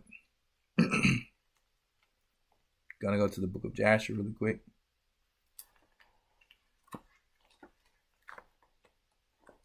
I want to show you the mindset of Abraham. To keep peace, to have charity. You know the scriptures tell us to have charity. I want to show you something. The book of Jasher, What chapter is this here? One moment. I want to get the chapter. Chapter 21, verse 11. Chapter 21, verse 11, the book of Jasher. Let me see if I have any more biblical things to go into first. So I can. Yeah, I do. Okay. Verse 11. And Abraham planted a large grove in Beersheba, and he made to it 4 gates facing the 4 sides of the earth. So Abraham, on his land, he had, a gates, 4 gates. Okay. And he made, a vineyard and planted fruit trees and things along there so that strangers and homeless people who was traveling can come by and fill themselves. This is the thing. I'm trying to tell a lot of people that I'm not just talking about you got to be some type of wealthy, rich man. If you're a man like Christ, what did Christ do to that fish? He took that one fish and multiplied it. Multiplied that fish to feed many. He took those few fish and multiplied it to feed many. Check it out here. Seeds, when you buy them, are free. Take your hand, find you a shovel, find you a rake, all right, find you a pick, and plant you a garden if you have some room. If you have more than enough, sometimes give some to your neighbor. What are you doing like Abraham now? Making peace. You have food for your family. You know how to plant food. This is a man of Abraham. When you talk about men, I don't know how to plant a garden. You put a seed in, listen. Put that stick in the ground, make a hole, put in a seed. You know how to make a baby? You should know how to plant a garden. Straight up. Okay? It's the same thing. Take the stick, you put it in the ground, put the seed in there, you water it, and out comes life. Okay? This is what Abraham did. And check it out. When you have a child, it's no different than a tree or fruit tree. You want it to bear good fruit for Christ. So even in the physical, you see what I'm saying? Even in the physical, Abraham planted a garden for charity for the people. And I'm going to keep reading it here. No, I don't need nothing to drink just yet. I'm just, I was eating watermelon. I eat watermelon every day. I got me a big jug of water right here, by the way. Let's continue. And he made it to the 4 gates facing the 4 sides of the earth, and he planted a vineyard in it, so that if a traveler came to Abraham, he entered at any gate which was in his road, and he remained there and ate and drank and satisfied himself, and then he departed. So I got a lot of light around here, so sometimes I'm looking, you understand that these words like, man. For the house of Abraham was always open to the sons of men that passed and repassed, who came daily to eat and drink in the house of Abraham. And any man who had hunger and came to Abraham's house, Abraham would give him bread that he might eat and drink and be satisfied. And anyone that came naked to his house, he would clothe with garments as he might choose, and give him silver and gold. That's what Abraham was using his wealth for. Charity. He already surpassed the rich man who came with Christ. The rich man who came to Christ was talking about, I'm following all the commandments from from when I was young to now. Sell all you have and give to the poor. Christ was going to give him sevenfold, and he didn't even know that. See? But Abraham already had that faith. So was he a man like Abraham, even though he came from Abraham? All Israel is not of Israel. Those of you who are weak in this area, guess what? You're not fit for the kingdom of heaven. Read about what Abraham's doing right here. Okay. And any man, verse 13, and any man who had hunger and came to Abraham's house, Abraham would give him bread that he may eat and drink and be satisfied. And anyone that came naked to his house, he would clothe with garments as he might choose, and give him silver and gold, and make known to him the Lord who created him in the earth did this Abraham all his life. This is what we're supposed to be doing in our community and youth. This is what we're supposed to be doing to help assist certain men if we have been blessed with wealth, have been blessed with wisdom, knowledge, and understanding. That's wealth above all physical wealth. Hand it down. That's worth more than silver and gold. Pass it down to the youth, like what we're doing right now. You see? That's what we're doing. I'm doing Abraham's works right now. I'm passing down this silver and this gold to you, this money, this game, whatever you want to call it, this wisdom, knowledge, and understanding. I'm passing it down. This is what the elders do every day. They teach lessons. This is what the deacons do every day. Teach lessons. This is what the officers do every time they teach lessons. But also, if we've been blessed in our modern day terms, in his times, the money was what? Silver and gold. Our money is actual money. If sometimes somebody may need a little something, you may got a little extra. Hey, I'm going to bless you with this. We're not just giving it to beggars. We're giving it to the righteous. And if we want to invest in someone, we need to have some type of business plan and say, hey, I'm not just going to give you something to burn off and you just coming back. No. What's your plan? No different than the investors do. If you want me to invest in you, if you're an investor, you know that's what you're going to tell someone. So men, don't even come to think you just asking somebody for some money. You understand, and then you just running off with the money. Don't even plan on paying people back or nothing like that. Not that every situation has to be like that, but we got to get out the sorry mind frame. A man coming to eat from another man's hand all the time with no work ethic, no way to try to bring back more talents like Christ said, that man is just not fit for the kingdom of heaven. You need to study. You need to study. Abraham studied. Found out about the Most High. See, you got to study to show yourself approved to the Most High, guys. If you don't know, you got to study. Let's go to Genesis 18 and 19. Check it out. This is for the men who's married or unmarried. We got to make sure we have our houses in order to be like men like Abraham. If the wife is running you, it's obviously she's either a Jezebel or something that you're not doing for her to be able to respect you. Because at the end of the day, a woman knows a real man. A Jezebel don't know a real man, though. I will say that. A Jezebel thinks she's a real man. That's why. So if you got sisters out there, you think you're a Jezebel? Hey, I don't know what to tell you. You ain't gonna make it too long. I'm just keeping it real with you. You're not gonna make it. Those Jezebels is not fit for the kingdom of heaven. That's why Christ said, you let Jezebel run my church. Jezebel will not run Houston. I can tell you right now. You better ask somebody. It will not run Houston. Not Jezebel in women or Jezebel in spirit in men. You see what I'm saying? Period. You got to listen. Ha! Yeah, right. They tried in my youth in this church, and we had mercy and mercy and mercy. But it will not happen. You got too many sisters working hard, trying to be Sarah and do right for us leaders to come this far and allow Jezebel to come and run our church. It is not happening. Y'all heard what I said? Y'all want to write in again? Period. It's not going down. And you can try to come sly and do the. Listen, we already know all the dark sentences, all the wise words, all the gifts will not blind the eyes of the wise over here. Period. Okay? Yeah. Genesis 18 and 19. Okay, and please, when you guys send emails, listen, respect your elders. Why am I saying it? Because you're supposed to send emails about something of what the show is about or something important.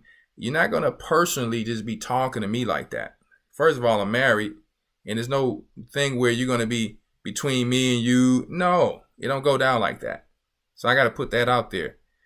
We got to have more honor as a people. I'm just saying. Okay? I love the Most High. and what we have to do for him.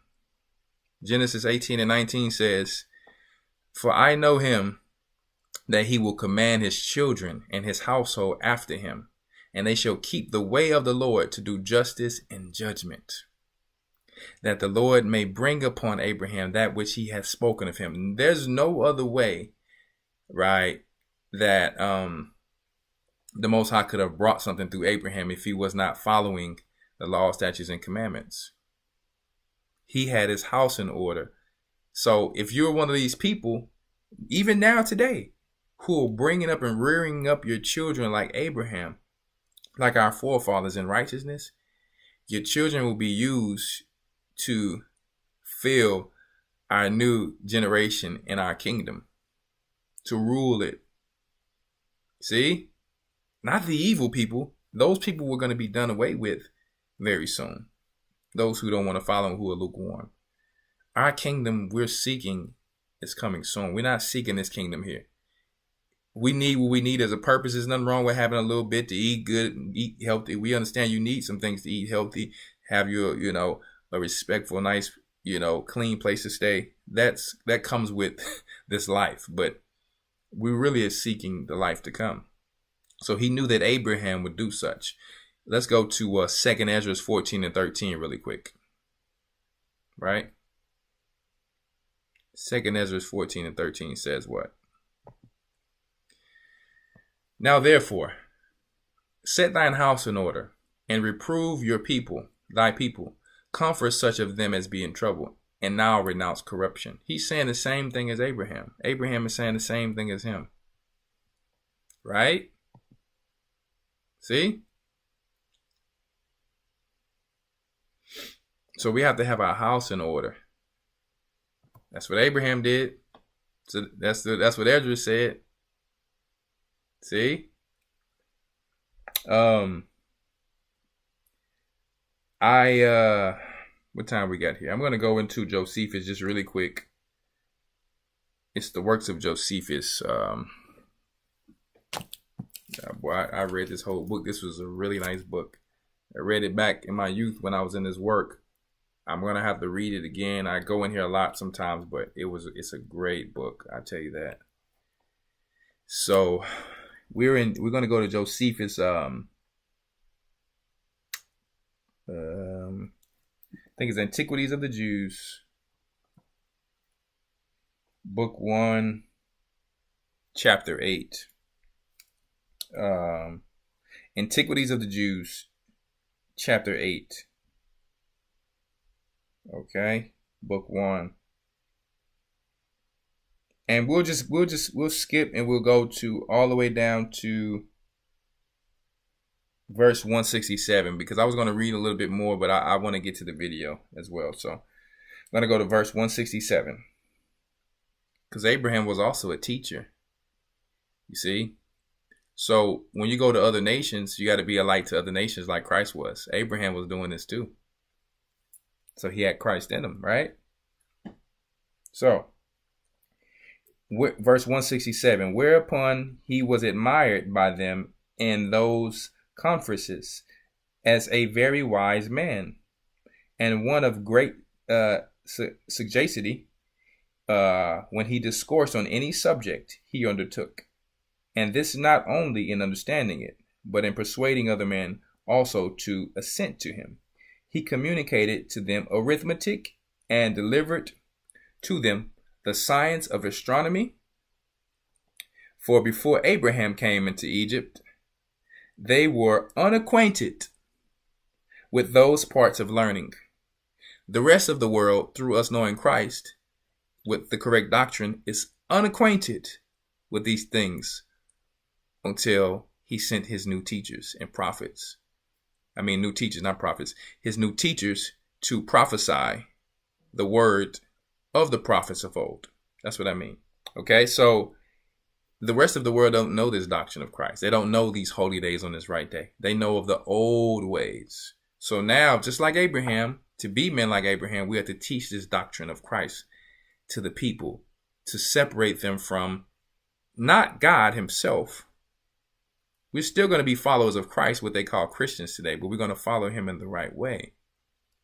Okay, this is not no competition thing. We're here to now do what kind of how John the Baptist was making a way for Christ.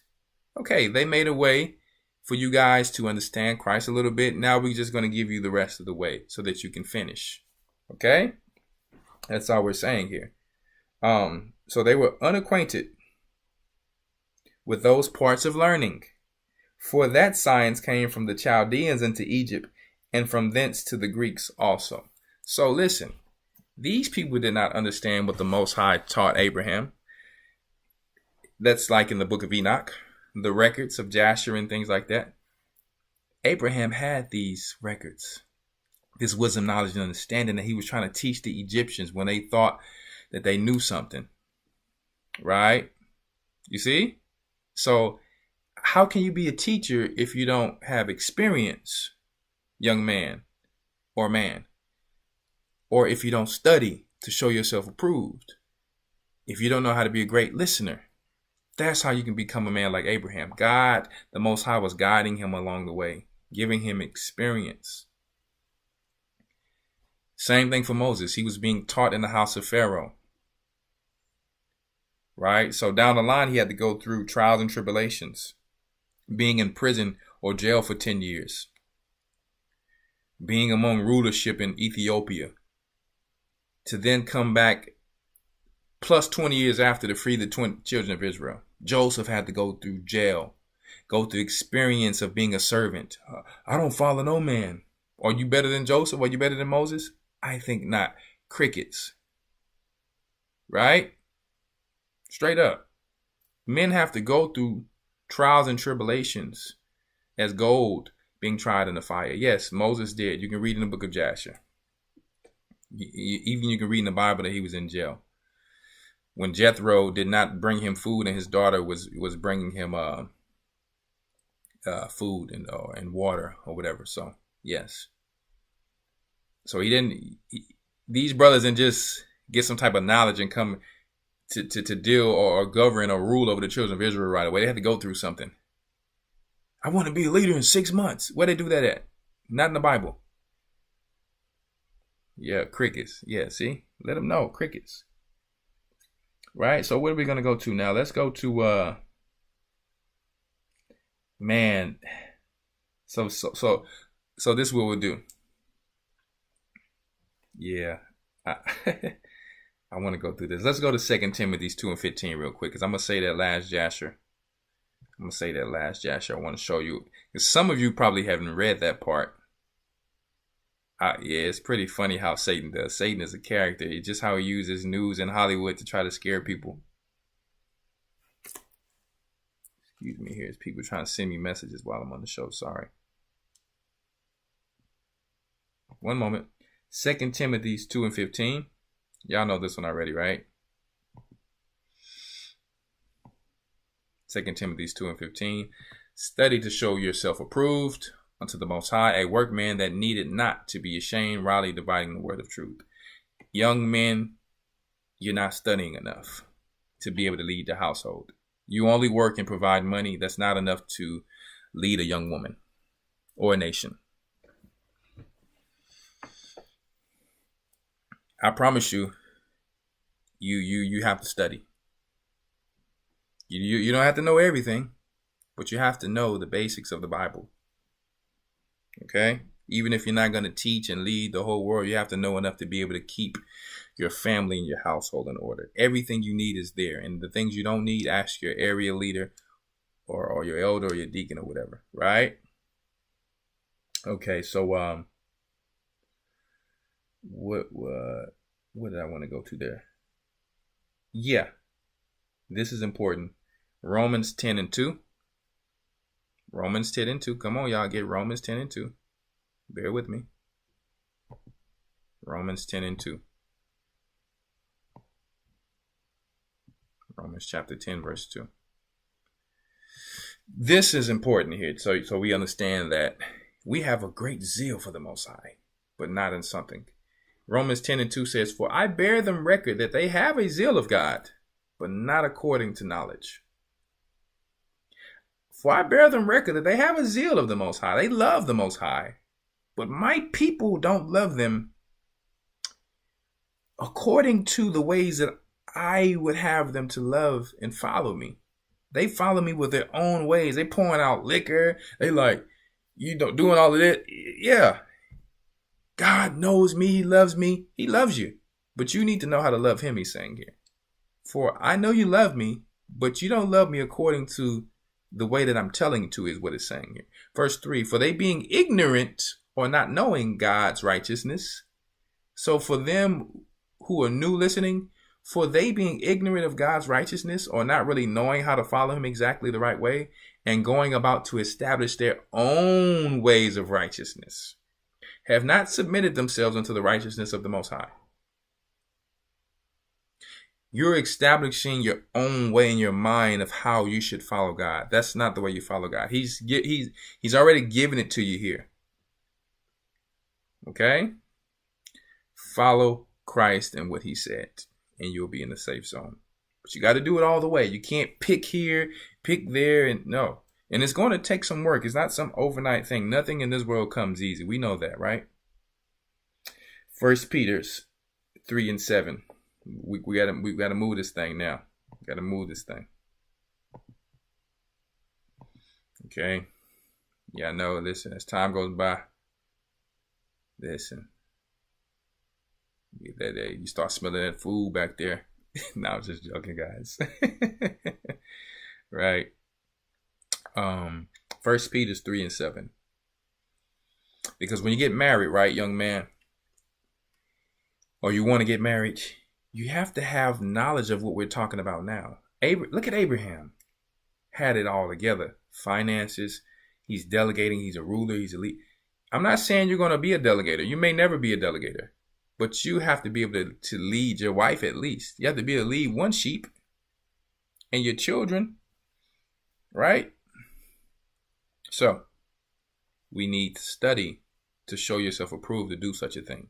If your woman is leading you, that's more so situations where a woman have probably found out this truth first and her husband don't know. She can guide him and help him. But eventually he needs to say, hey, I'm the one, according to what I'm reading here, I'm the one supposed to be running this thing. I need to step my study game up.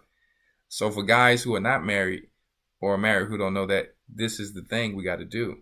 And we have to understand the image of the Most High, how he made the Holy Spirit, how he made man. See? We have to reason with logic. We cannot reason with emotion ever and make a decision. Ever. Period. Okay? 1 Peter 3:7. Because some of you guys are older men still, probably even past your 20s, but still don't know this part. And it's okay. Because things we were not taught, how are we going to do them? So today you're getting taught it. And then through all the lessons that the elders give, through all the scriptures that are written. 1 Peter 3:7. Likewise, ye husbands, dwell with them according to knowledge, giving honor unto the wife. It's not saying wives, as unto the weaker vessel, and as being heirs together of the grace of life, that your prayers be not hindered. Because if you guys are not in unison, if you're not, when two come together, you become one, right? When two are gathered together in my name, I'm in the midst. But when you guys are separate in mind, how can Christ be there? Christ can't be there. He can probably be with one of y'all because one of y'all is doing right. But to have more power in that house, to have more, you understand, force in that house, two walk together and they agree, that's more power for the Most High. You'll see houses where it's lacking because that is not present. Okay? So I'm speaking from experience. I know, I counsel, listen, I'm just saying, I've been around a long time. So I know our people all do the same things. And after time, you look at it and you look at the scripture, say, there's some blessings coming to this house, but because that woman or that man is not really one together with their other half, it could be actually doing better. They have a lot of potential, but they got to fix that. Right? 1 Peter 3:8. Finally, be ye all of one mind, having compassion one of another, love as brethren. Be pitiful and courteous, not rendering evil for evil, or railing for railing. Hold up one moment. Am I still in the right? No, this is what I want to do. This is not I just wanted to read that scripture. That's why. Let's go to, sorry about that. I just wanted to go to 1 Peter 3 and 7. I wasn't supposed to go past it. Ephesians 5 and 24 through 31. That's going to finish that part off. Sorry about that.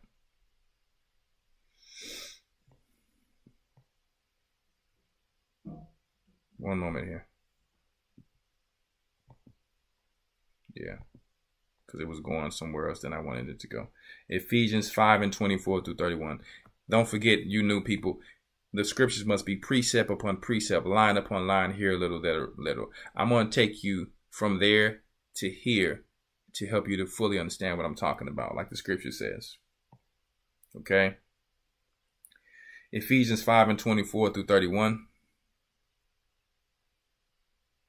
Therefore, as the church is subject unto Christ, so let the wives be to their own husbands in everything.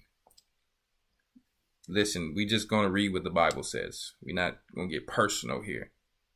Therefore, as the church is subject unto Christ, so let the wives be to their own husbands in everything. Okay? And we're trying to teach the men how to be like men like Christ and men like our forefathers, men like Abraham. The more you follow what we've read here tonight, men, your job will be a little bit easier. Your life will be a little bit easier. It will continue to be easier. Your wife will have more respect for you. But until then, wives, you still got to do what you're supposed to do and pray for your husband, and even vice versa if it's the other way around. And this thing will work itself out. Each of you is supposed to look in these scriptures to make sure you're fitting according to what the scriptures say you're supposed to be fitting, okay? As the image of the Most High. The Holy Spirit is not up there telling the Most High what to do. So, man, you have to get into your position to rule and to dominate, okay? Loving your wives, as it says here in verse 5 and 25. Husbands, love your wives, even as Christ also loved the church and gave himself for it. Okay, so he died for this church. Is it telling you kill yourself? Of course, you got to be an idiot to think that. It's telling you to be that frontliner so your wife can have your back. If there's danger, you're stepping in the front. If they need some food, you're stepping in the front. If they need this done, you're stepping up to the plate. You're not looking for her to be stepping up to the plate. Like, baby, you be the frontliner. Is they still there? What? No. Okay? So, verse 26. That he might sanctify and cleanse it with the washing of water by the word. So, moolah and money is not enough. Because when the money is gone, who will you be to the Most High? Money is needed as a purpose now. But if there's no money, who are you outside of money, rich man? Can you lead your wife with the word? Okay? Verse 27. That he might present it to himself a glorious church, not having spot or wrinkle or any such thing, but that it should be holy and without blemish. You got to get your wife on point to let her know. Nah, baby, we ain't doing that. Now, this is what we're going to do right here, blah, blah, blah, blah. No, I don't want to hear that. I'm sorry. According to this is, you want to follow? You go pray for her. And you keep it moving, then hopefully your prayers get answered. But we talking about really a wife who's going to work with you. Okay, yes, baby, I understand what you're saying. That's the type of wife we're talking about. Because if it's another wife who argue you down with that, it ain't nothing else you can do but pray. I'm going to tell you right now. And hope. And get some counsel and hope. What I'm talking about is an actual wife who actually listens to grow. Who self-examines to grow. If you're reading the Bible with your wife, and there's an argument when you read the wicked woman scripture, obviously, sister, you got some self-examination to do. He's not reading that to say that that's you. That's just a part of the next chapter. Unfortunately, but if you're getting angry, there must be something in you. If you read that, you should be like, oh, that ain't me. Oh, man. Or even if it's something you're doing, I got to make sure I stop doing that. Simple. Okay? We've had so many counsels on that Ecclesiasticus. You understand? My goodness. Okay? This ain't no woman against men, women against women thing. Listen. You can't say the man got to be doing this for me to follow. You got with that man before that he was even following this. That was your fault. You opened the scissors to that man. Okay? And guess what? You was not telling him when you opened the scissors that he should have been following these things. So now you must have patience. Facts. Okay? Hey, you didn't have patience there, but you need to have patience now with him because you didn't have patience in the first place. The scriptures tell us, in patience possess ye your souls. Okay? Let's go to verse 27. And the same thing for you, man. If she was not, and it's okay, we all learn. We probably picked the wives at first for the physical thing. But now we need to have patience as long as we can. Unless one person just like, I'm hitting the road. There's nothing you can do if a person just decides to hit the road. But let's try to have patience and pray, seek counsel, and then just do the best you can do for that. There's no one size fits all, but we're talking about for someone who wants to grow when they're married. The woman is going to listen, and she's looking at him. He don't know what he's talking about. So you better be studying, brother, for you to be looking crazy. You better call your area leader. Hey, bro, what this scripture mean? Oh, hey, baby. So, yeah, you know. Do what you have to do, man. Study. Study. Okay? Anyway, you want to do this so that you can have your wife on point when she comes around. That's what verse 27 is talking about. Not having spot or wrinkle or any such thing, but that it should be holy and without blemish. We can't force anyone to do anything. Everyone must seek out their own soul and salvation. But the scriptures just told us, wives, follow your husband, your own husband in everything. Not just when the elder says something. The elder says something, you're ready to follow. But you're not married to the elder. You're married to this man you see every day. You're just going to turn your back on him when the elder says something, you're ready to listen. That's why I have to say follow your own husband, because the scriptures know how our sisters be. Elder said that. But you know what? Are you coveting, sister? Covet not thy neighbor's husband or wife. Or, my brother, are you not representing that man of Abraham to where your sister, she had to look forward to something? See? Towards something else? But the scriptures gave us a commandment knowing how we will be wicked as a people, coveting other relationships and people. Focus on yours and build what the Most High blessed you with, guys. Work out, get yourself together in shape, do what you guys got to do, study together, pray together, walk together, do whatever you need to do. Start your family business together, have your children on point, not to compete with nobody else, but to do what the Most High called us all to do. Be fruitful and multiply. It's not only talking about just multiply children, but multiply the talents that I have given you to better the generations. Right? So, all right.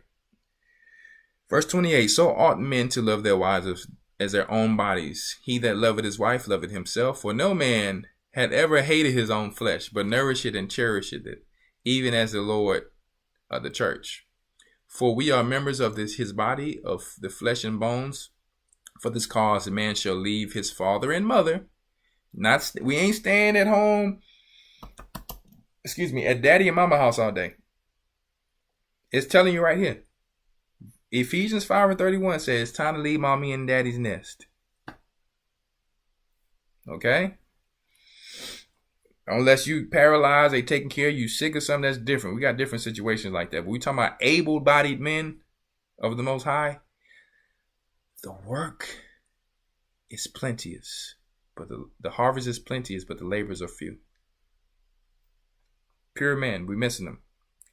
For this cause shall a man leave his father and mother, and shall be joined unto his wife, and they shall two be one flesh. You're going to leave the nest. You're going to do what you got to do. You're going to read about Abraham, see what he was doing. You're going to work so hard to where after time comes, the Most High will continue to bless you, because he's watching everything you do. He deserves this. He deserves that. He's been working hard, blah, blah, blah, blah. Everything. And then now, not only your wife respect you. Oh, my brother do this. He do that. He can help you with this. Your mama respect you. Oh, baby, I just fell a little behind. Oh, yeah. Don't worry about that, mama. Whoop. Listen, mama, we ain't talking about every rent, though. Okay? No.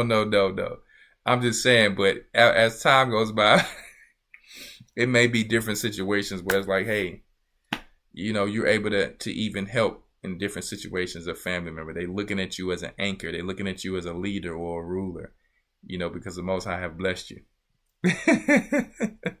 Anyway, all jokes aside, man,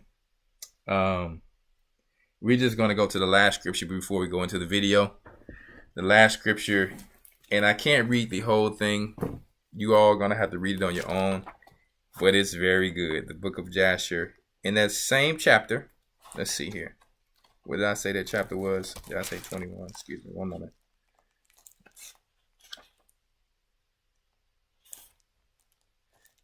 You know what, guys? Did I tell y'all the wrong chapter last time? I probably did. I think I might have said 21, but I meant 22.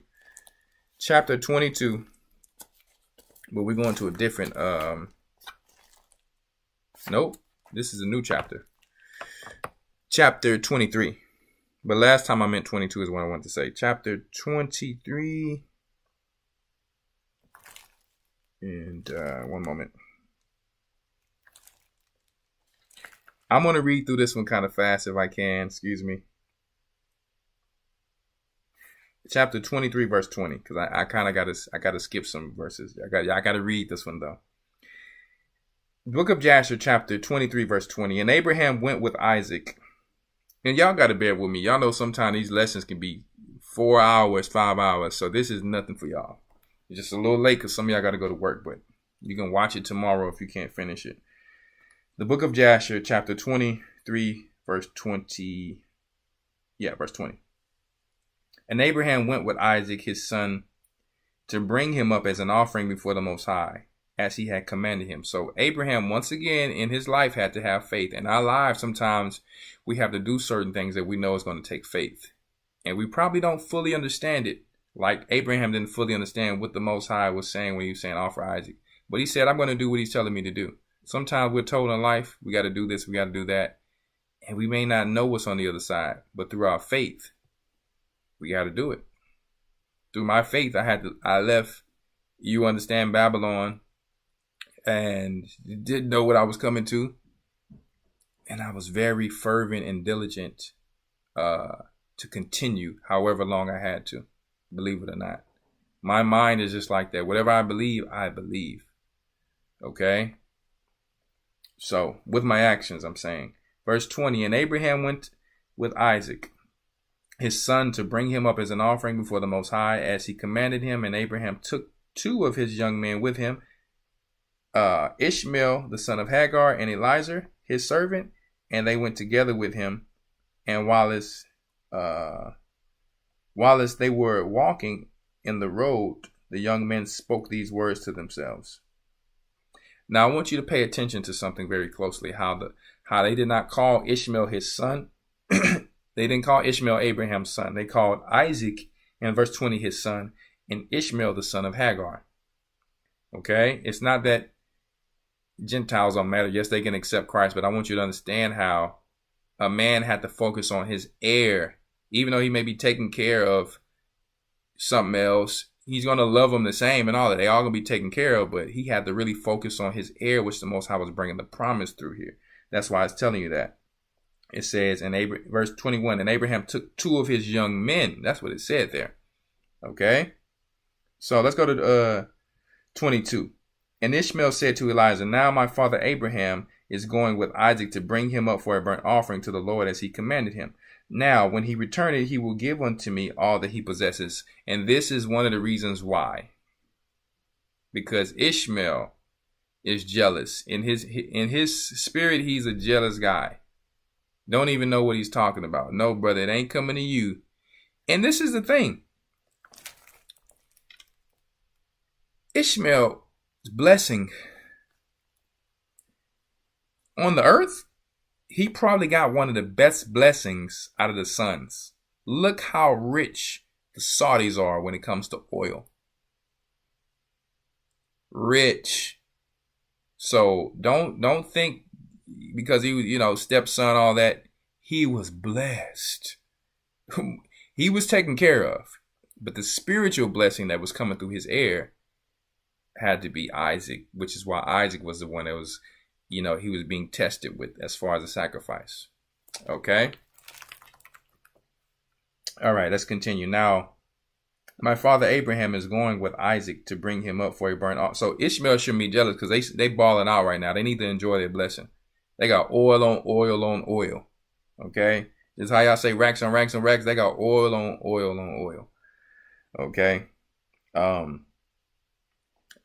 So verse 22, and Ishmael said to Elijah, now my father Abraham is going with Isaac to bring him up for a burnt offering to the Lord as he commanded him. Now when he returned, he will give unto me all that he possesses to inherit after him, for I am his firstborn. No, you're not.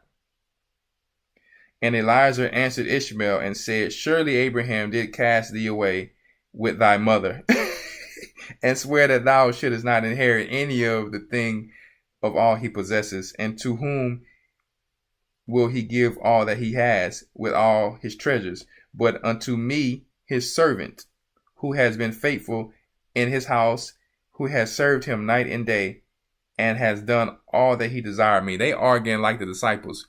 Which one of us is going to be greatest? The one who's humble like these little children. See, the blessing ain't one for none of y'all. Y'all already blessed. Abraham took care of you as a servant. Okay, and he took care of you as someone who didn't have the promise. Y'all already taken care of it, and you plotting on Isaac's blessing. You see what I'm saying? So it ain't nobody being cold against Elijah. Elijah was a good brother. Ishmael was a good brother in these scriptures. But we can't. Why we got to feel bad about who the Most High brought the promise through? No. Okay. That's another thing about Abraham. You got to listen. You have to be able to take care of your family. You got to be able to, like I said, have that faith of what the Most High is trying to tell you to do. And some things he like, well, what about Ishmael? Listen, the Most High is telling you something to do. You better do it, or all of them blessings you got, you won't have. He said, I'm going to bless Ishmael. He blessed Ishmael. Ishmael is balling out more than we are. I can tell you that right now. In the flesh, at least. All right. Let's go to 25. So they're arguing about what don't belong to them.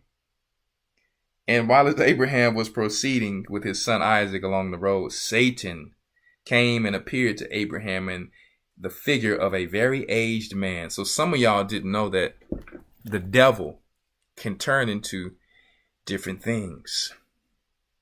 Okay? He's a magician, guys.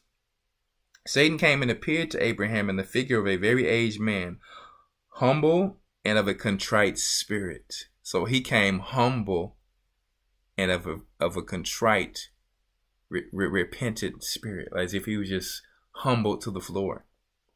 That's how some of us get fooled through people's emotions and because we think that they're good people. Well, is God going to bless this person because I know them every day? They're a good person. You don't know who you're dealing with.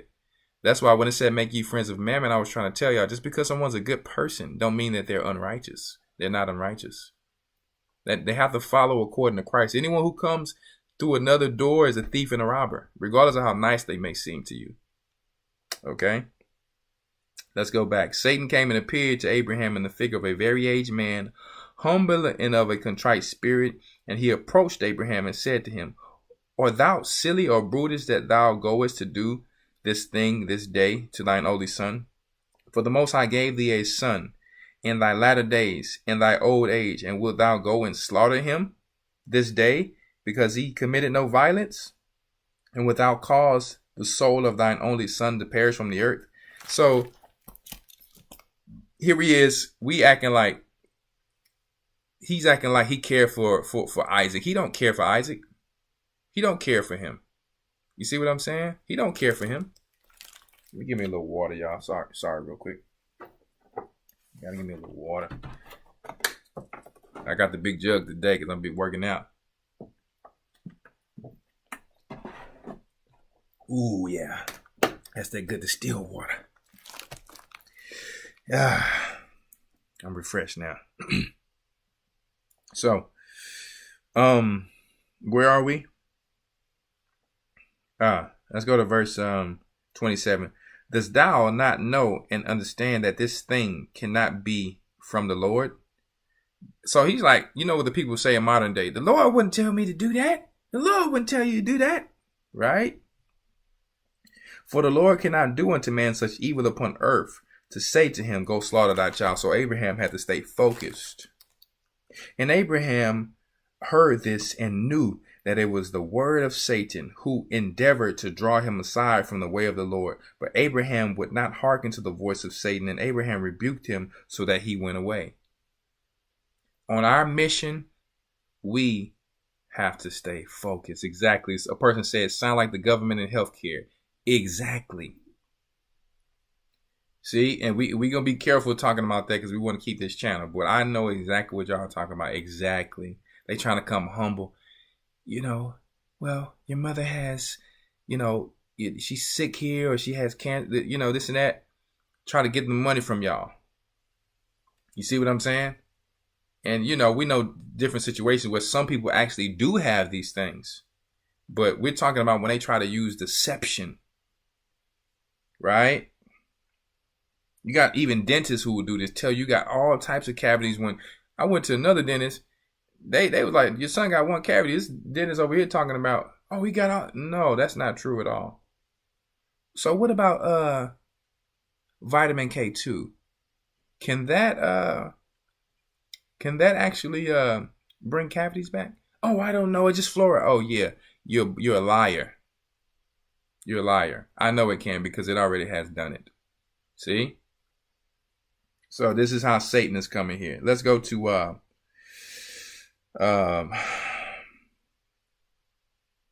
verse 28. No, verse 29. And Satan returned and came to Isaac, and he appeared unto Isaac in the figure of a young man, comely and well favored. So now he turned into a young man. And he approached Isaac and said unto him, dost thou not know and understand that thy old silly father bringeth thee to the slaughter this day for naught? So he didn't just change right in front of him. He's waiting till they continue to walk, because it's already people that's probably out there, and he's coming as if he's one of those people in the neighborhood somewhere. Right? Verse 31. Now therefore, my son, do not listen or attend to him, for he's a silly old man, and let not thy precious soul and a beautiful figure be lost from the earth. Because Isaac didn't fear death, Satan couldn't do nothing to him. Verse 32. And Isaac heard this and said unto Abraham, hast thou heard, my father, that which this man has spoken, even thus he has spoken? And Abraham answered his son Isaac and said to him, take heed of him and do not listen to his words, nor attend to him, for he is Satan, endeavoring to draw us aside this day from the commands of God. And Abraham still rebuked Satan, and Satan went from them. And seeing he could not prevail over them, he hid himself from them and went and passed before them in the road. And he transformed himself into a large brook of water in the road. And Abraham and Isaac and his two young men reached that place, and they saw a brook, large and powerful as the mighty waters. And they entered the brook and passed through it, and the waters at first reached their legs. Right? And they went deeper in the brook, and the waters reached up to their necks, and they were all terrified on account of the water. And while as they were going over the brook, Abraham had recognized that place, and he knew that there was no water there before. Abraham went through all of this to follow the Most High, whatever it took. Water all the way up to his neck. See? Satan was trying to do everything to stop him from his mission, and he's doing the same thing to you, my brothers and my sisters. Even though we're talking about this lesson is about men, but right now we gotta show the manifoldness of what's going on here for all of us, right? So 37, and Abraham said to his son Isaac, I know this place in which there was no brook or no water. Now therefore it is Satan who does all this to us, to draw us aside this day from the commands of God. And Abraham rebuked him and said unto him, the Lord rebuke thee, O Satan. Be gone from us, for we go by the commands of the Most High. Hayabah Hashem Yeshaya. That means I am in the name of the Savior. And Satan was terrified at the voice of Abraham, and he went away from them, and the place again became dry land as it was at first. So because he realized, hold up, this is just some type of mirage. This is just some type of magic or some type of satanic trick that they're trying to play. Just how they've been doing through the media. That's why they call it Hollywood. Because these people are magicians and warlocks and witches. See? So we can't be blinded by the fear that they try to bring when the Most High tries to, tell us to do certain things. Okay? We got to be able to go through certain things to come out like gold. Gold look rough. It goes through the rough times, but it comes out shining. One of the most, valuable metals on earth, right? So, and Satan was terrified, verse 39, at the voice of Abraham, and he went away from them. This is what we have to understand why they bring scary movies. They bring scary movies to program fear into you and your children. Their whole job this whole time was to get us to fear, fear, fear, fear. Don't you know these demons fear you? These demons fear you, even the one who's over them. So when we get serious and we rise up and we're about the Most High's business like Christ was, that's when we're going to be able to handle Satan like nothing. When you don't fear death. If you don't fear death, why would you fear going to get a job? Why would you fear going to start a business? Why would you fear all the things it takes to be a man like Christ and Abraham? Okay. Verse 39, I'm going to read it again for you. And Satan was terrified. This is the book of Jasher. This is the upright and the correct record. This ain't no lie here. Satan was terrified of a righteous man, forcefully, diligently, right? Going about his way of the Most High. And Satan was terrified at the voice of Abraham, and he went away from them, and the place again became dry land as it was at first. It's just like me. Every time I feel like I'm trying to do something, it'd be something so small trying to get in the way sometimes in life. But the great thing about me, I just stay calm and find a way around it. I know the devil gets tired. Like, this boy ain't gonna stop. He ain't gonna give up. I know some of you are the same way. Regardless of what the devil brings your way, you don't stop. He that endures to the end, the same shall be saved. Right? Verse 40, and Abraham went with Isaac toward the place that God had told him.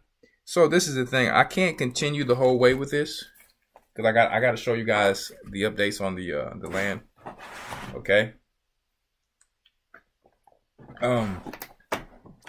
So what happened was Abraham went through with it, and make sure you read that. Abraham went through with it. Don't forget that was the book of Jasher, chapter 23. Abraham went through with it. One of my favorite books. How they be making all their war movies is coming out of the book of Jasher, by the way. They stealing from us and our records. He went through with it. Was almost going to get ready to, as you know, sacrifice Isaac. And the Most High said, Abraham, basically I was testing you, testing your faith. Now I know that, you're my servant, my faithful servant. And this boy, Satan, he was still trying to act crazy, right? He was still trying to act crazy. But I want you to read the rest of the story and understand what I'm saying here. To be a man like Abraham, he kept going. Anything that Satan did, I'm going around that. Whoop, going around that. Whoop, going around that. You see? Like you a football player. You know what I mean? It don't matter. Let's go through it. And if Satan want to keep coming with it, what we going to do on the football field? We going heads up. Pow! Okay? And that's just how you gotta. That's how you have to be for the mind of a man. You got to be willing to go all out for the Most High and for your family, right? So we're going to leave it there as far as scriptures go. Okay. This is what we're gonna do. Let me close this eastward, and I'm gonna show you guys. Y'all give me 1 second. I'm gonna show you guys actually what we've been doing on the forum, and then I'll answer any questions that you guys may have after this. Okay, so I'm not done editing this video, so some of it does not have sound. I'm not done editing it yet, so I still have it on private. I will finish editing it, and it will be on my bodybuilding page. So I just uploaded it just to show a few things on the show of what we've been doing. So yeah, give me one moment here. Let me put this thing together for you guys. And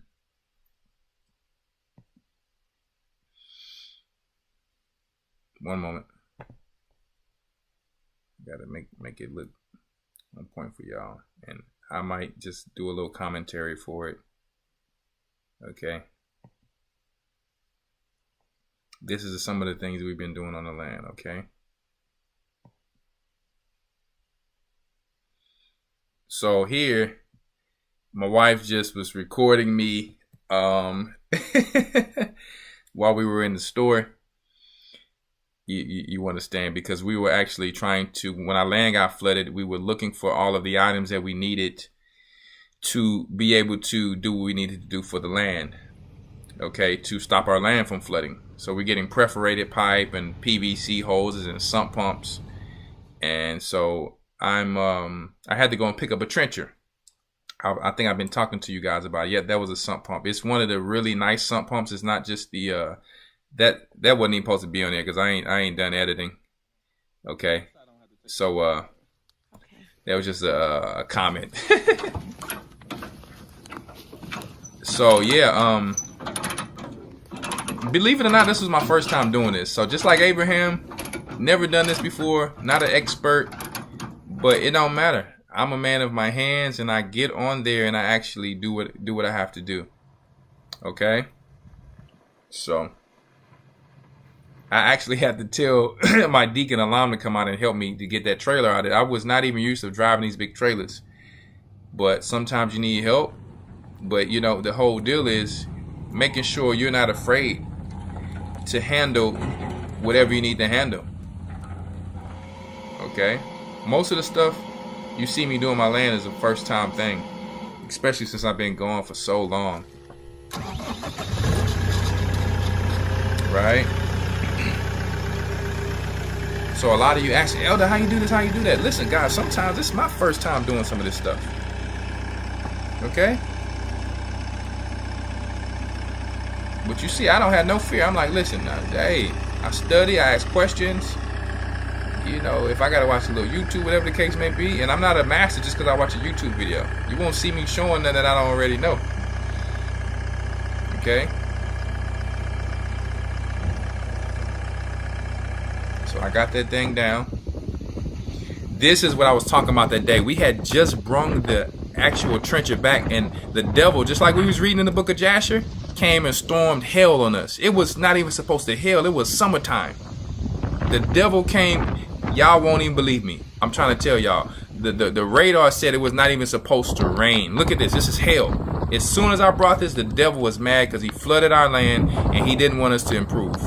So just like when Isaac was going through that, I'm showing you right now. Do you see this hail dropping? It was hitting me in my face and everything.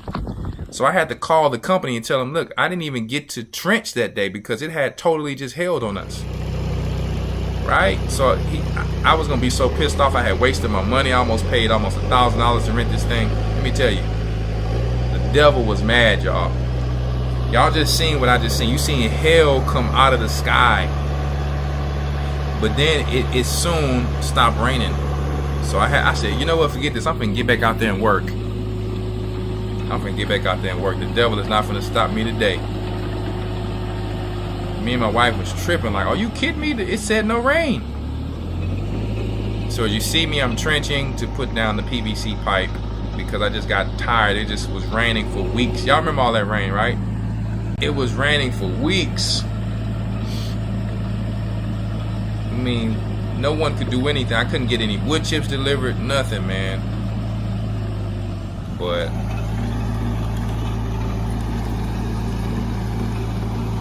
I never give up, so.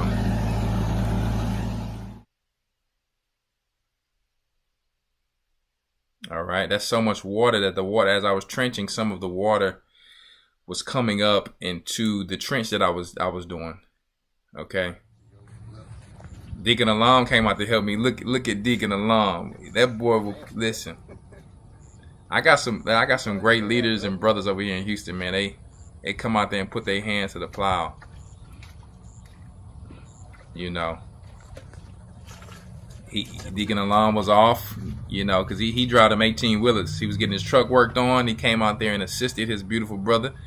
You know what I mean? And hey, there we go.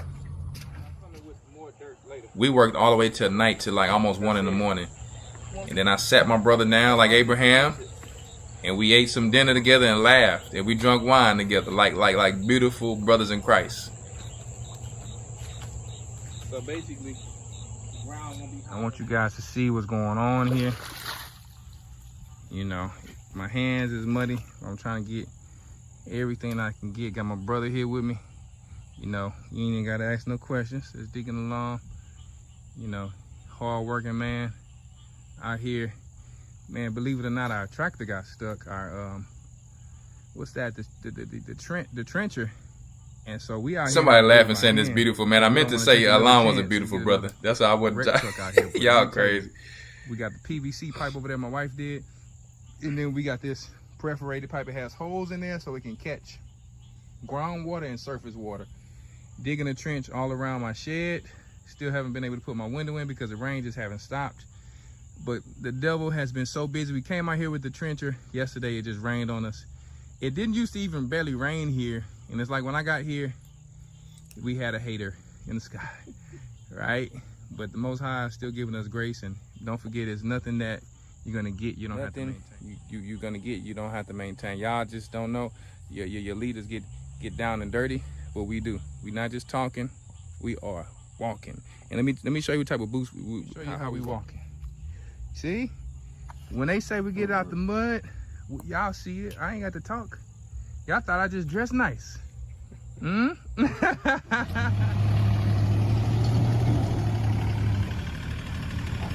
had to call Deacon along to help me get this trailer out of there, man. I said, brother, I don't know how to work this thing here. So he came and assisted me, man. That's what brothers are for.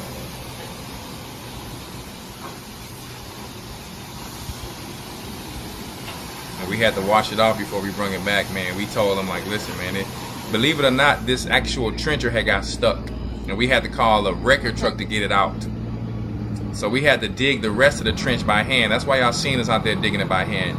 It got stuck, and I said, you know what? I'm not taking no more chances as this thing gets stuck. So we dug the rest by hand. But we did it. So right here, I'm getting some more dirt to help fill in some of the low spots. So I'm still working on that right now. Hadn't finished that yet. Okay, so I'm doing a lot of things as an elder, guys. I'm not just talking. I mean, I'm working this thing.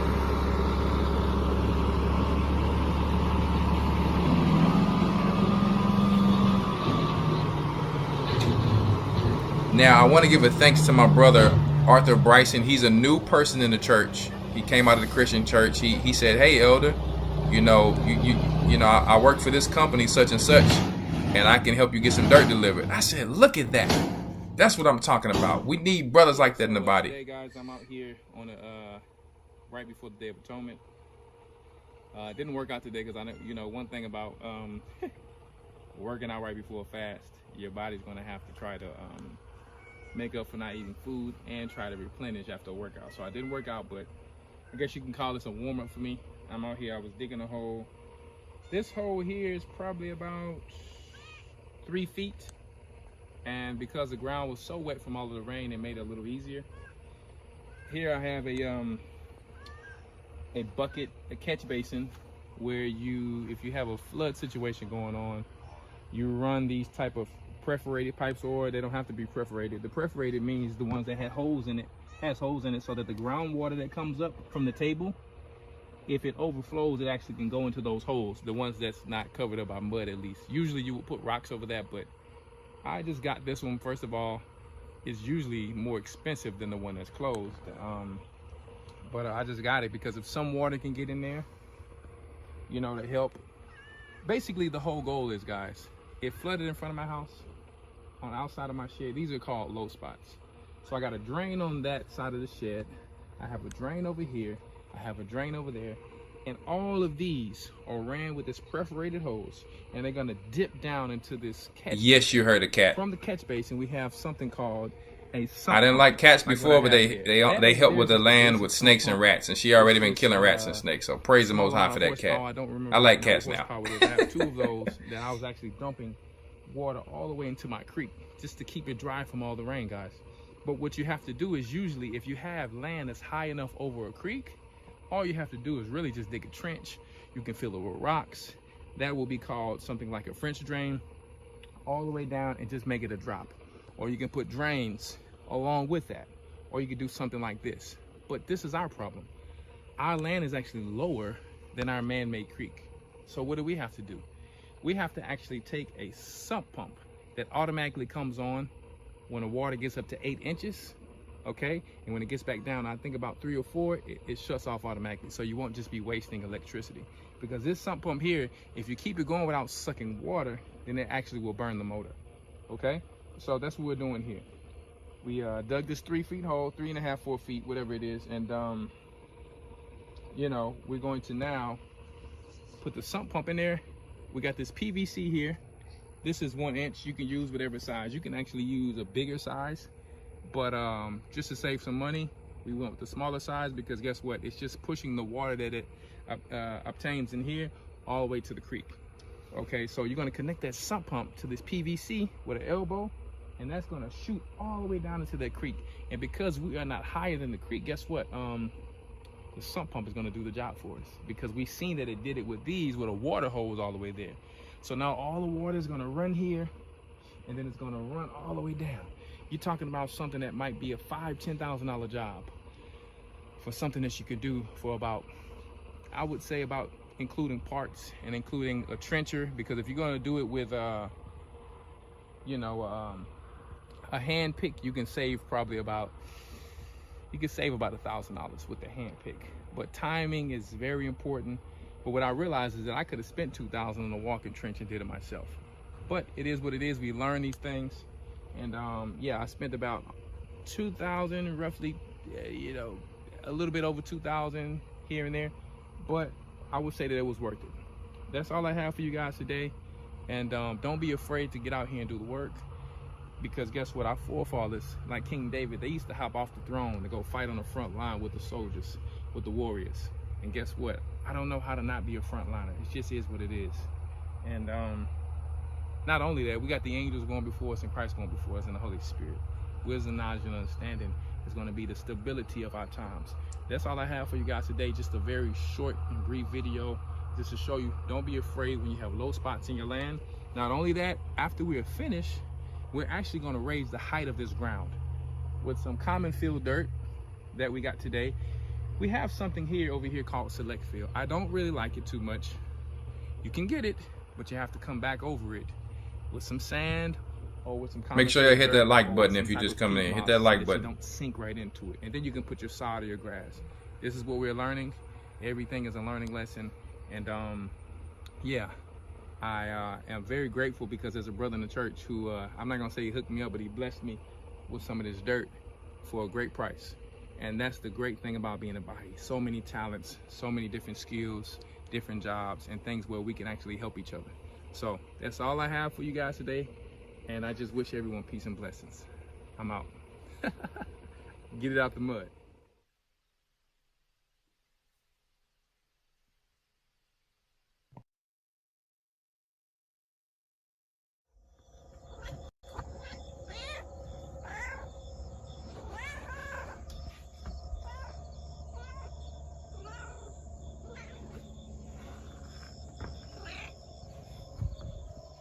So listen, I come outside one, I said, good Lord, what is this, like The Walking Dead?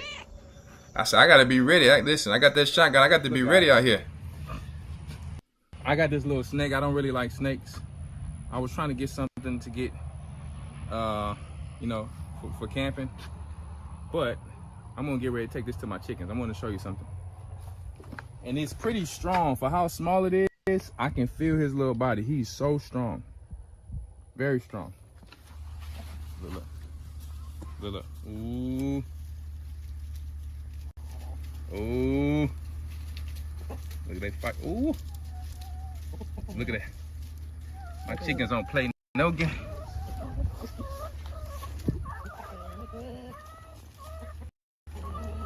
She got it in her mouth. What she gonna do with it? Yeah. Cut. Oh, no, what? Keep that in there. Yes. Good. Oh. Keep it in there. There it is. So this is me and my stepsons out here finally being able, after all of that rain, to put some trees in. So we're putting a pine tree in, we put an oak tree in, and we got some more of those coming pretty soon. So yeah, you're gonna see so many trees, you're gonna think it's a forest. So I know a lot of people buy land and think, oh, maybe don't have trees. Put the trees yourself. Stop worrying about it and put the trees. You can get big trees. You can get small trees. Whatever you can afford, that's what you get. But you can put the trees there. I personally like to get the big trees as much as possible because we ain't gonna be here that long. You gotta have a little bounce soon. He be saying some crazy stuff. I'd have been a good slave back then. He said they had to pay a lot for me. Crazy. He said, you see them cuts? They'd have had me up in the big house.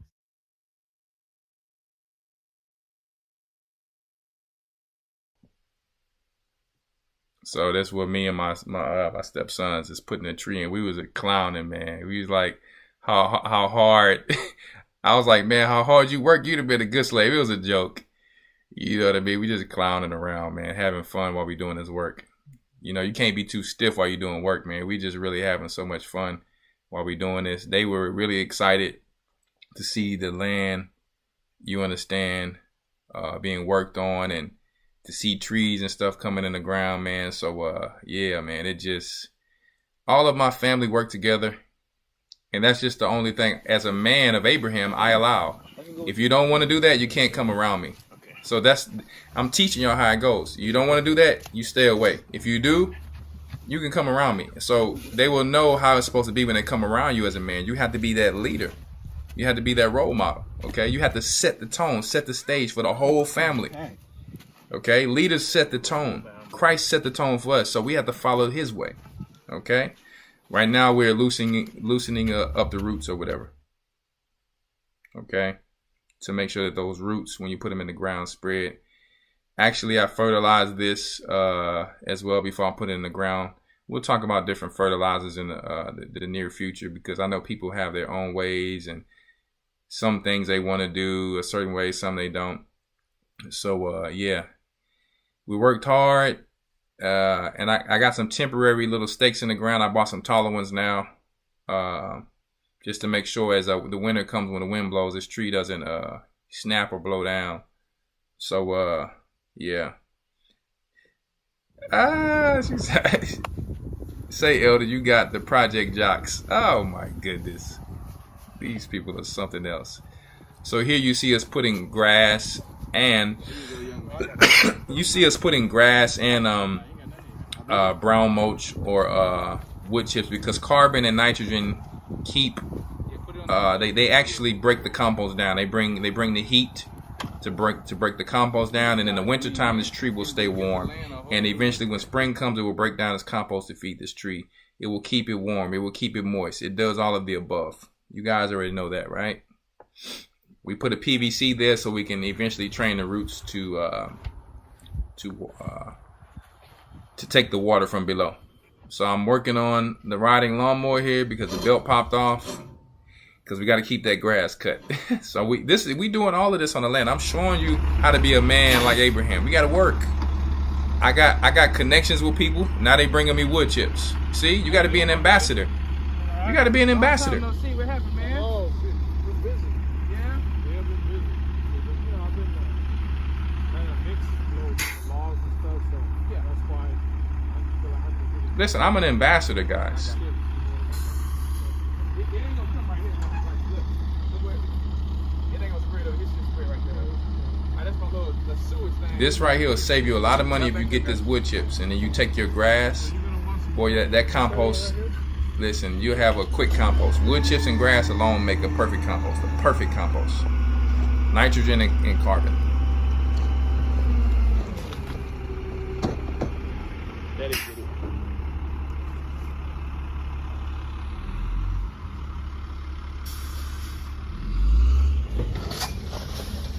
My little daughter on the camera. My other little daughter.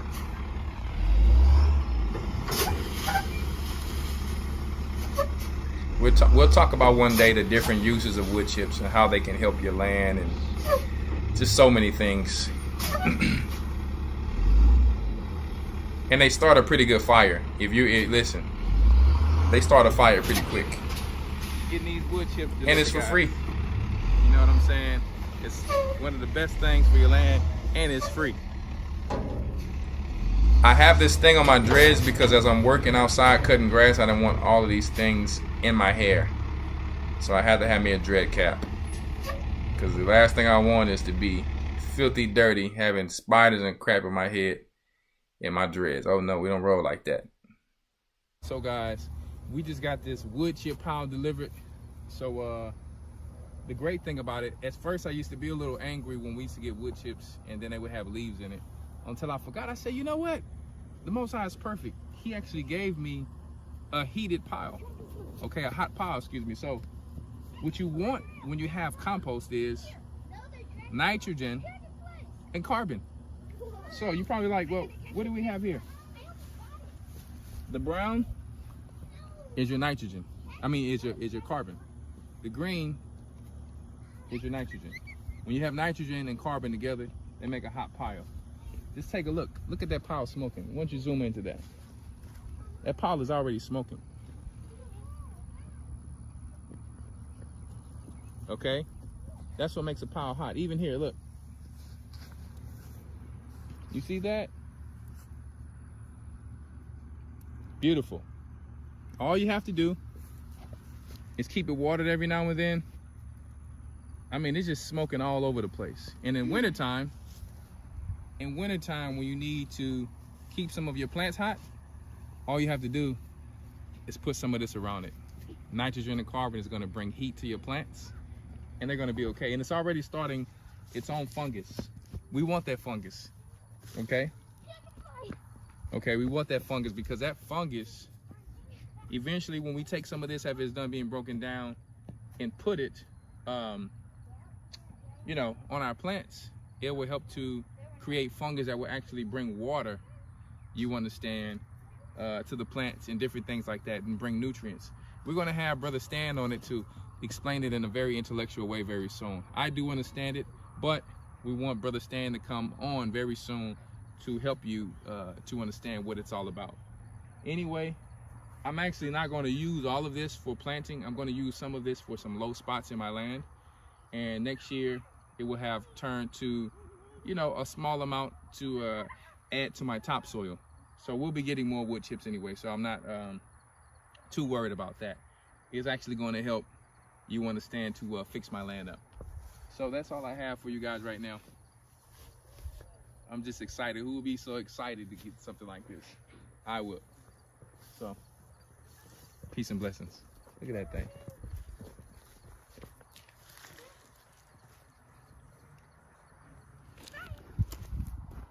What's going on, guys? So I just wanted to show you really quick how this actually works.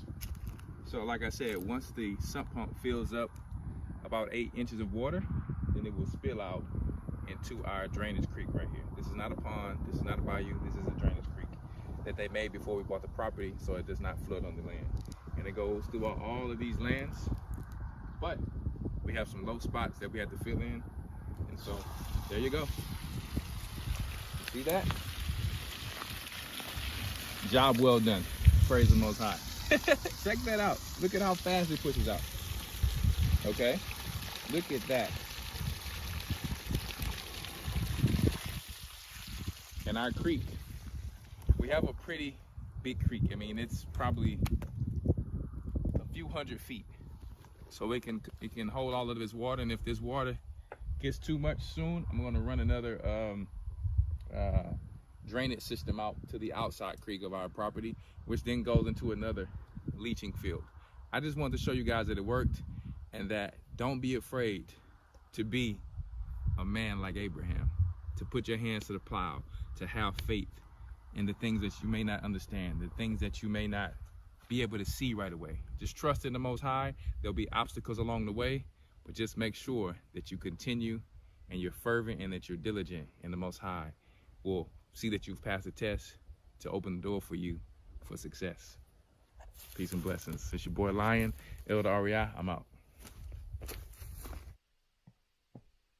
So yes, guys, we wanted to show you guys that before we before we broke out or whatever, and hopefully you guys see everything and saw everything that we are actually doing on the land, And hey, every time, every month, I'm going to just be, most high willing, if it be his will, getting new trees, getting more fruit trees, to where I have my own little Garden of Eden until it's time to do the Babylon bounce. And these trees are assets. You have food. You understand? I'm going to do the same thing like Abraham, be planting things along the way. In case times get hard, people got, food to come and pick. The birds and the animals have food to come and pick. Whatever the case may be. Seeds are free sometimes if you get them, when you're buying it from the store. If not, they're cheap, so you can plant. And when you do get things, the seeds are now free. So you've made a great investment. And I love planting because it just brings so much joy to me with the Most High's creation. Even though we still have some of the curses of Adam when it comes to bugs and certain things like that, and weeds, but spikes and thorns and thistles, it's okay. We have to work with what the Most High have given us and the grace that he have given us to even be able to be a part of it. So I'm not afraid to do anything. You see, we finally put a door in the shed because my stepson said at one night he saw a raccoon coming in there. I'm just a man of action. I said, okay, we're going today. Get the door. Me and him put it on the same day. Same day. Okay, because sometimes having all of these things to do, you can be all over the place, but you got to write down and jot down the order of how you want them. So I still have to paint my chicken coop. I still have to do the trim out on my shed. Next, I'm going to be building my studio, my gym. I'm going to be putting my greenhouse pretty soon before winter because I have a mango tree I just bought. It's so much I have to do, having to keep this grass down, certain things. You can even use the grass on your land as hay. So I got connections with some Esau around the corner to get that done. Listen, men like Abraham, and I'm not tooting my own horn. That's not what I'm saying. I'm talking about some of the great brothers in this church as well. Men like Abraham in this world are very hard to find. But we can make more of them only if you listen. You have to listen. You have to follow. No one can hold your hand. You know what I mean? And hey, you can ask questions. We're here for that. And that's how we become a nation. I'm just going to answer a few, questions really quick. And also, I just wanted to show you guys something before we go. Before I answer the questions, let me show you this really quick. Really quick. One moment.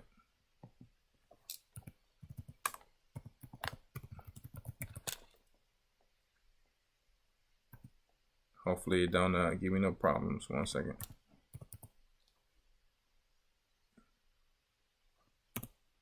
Yeah, give me one moment. It's coming.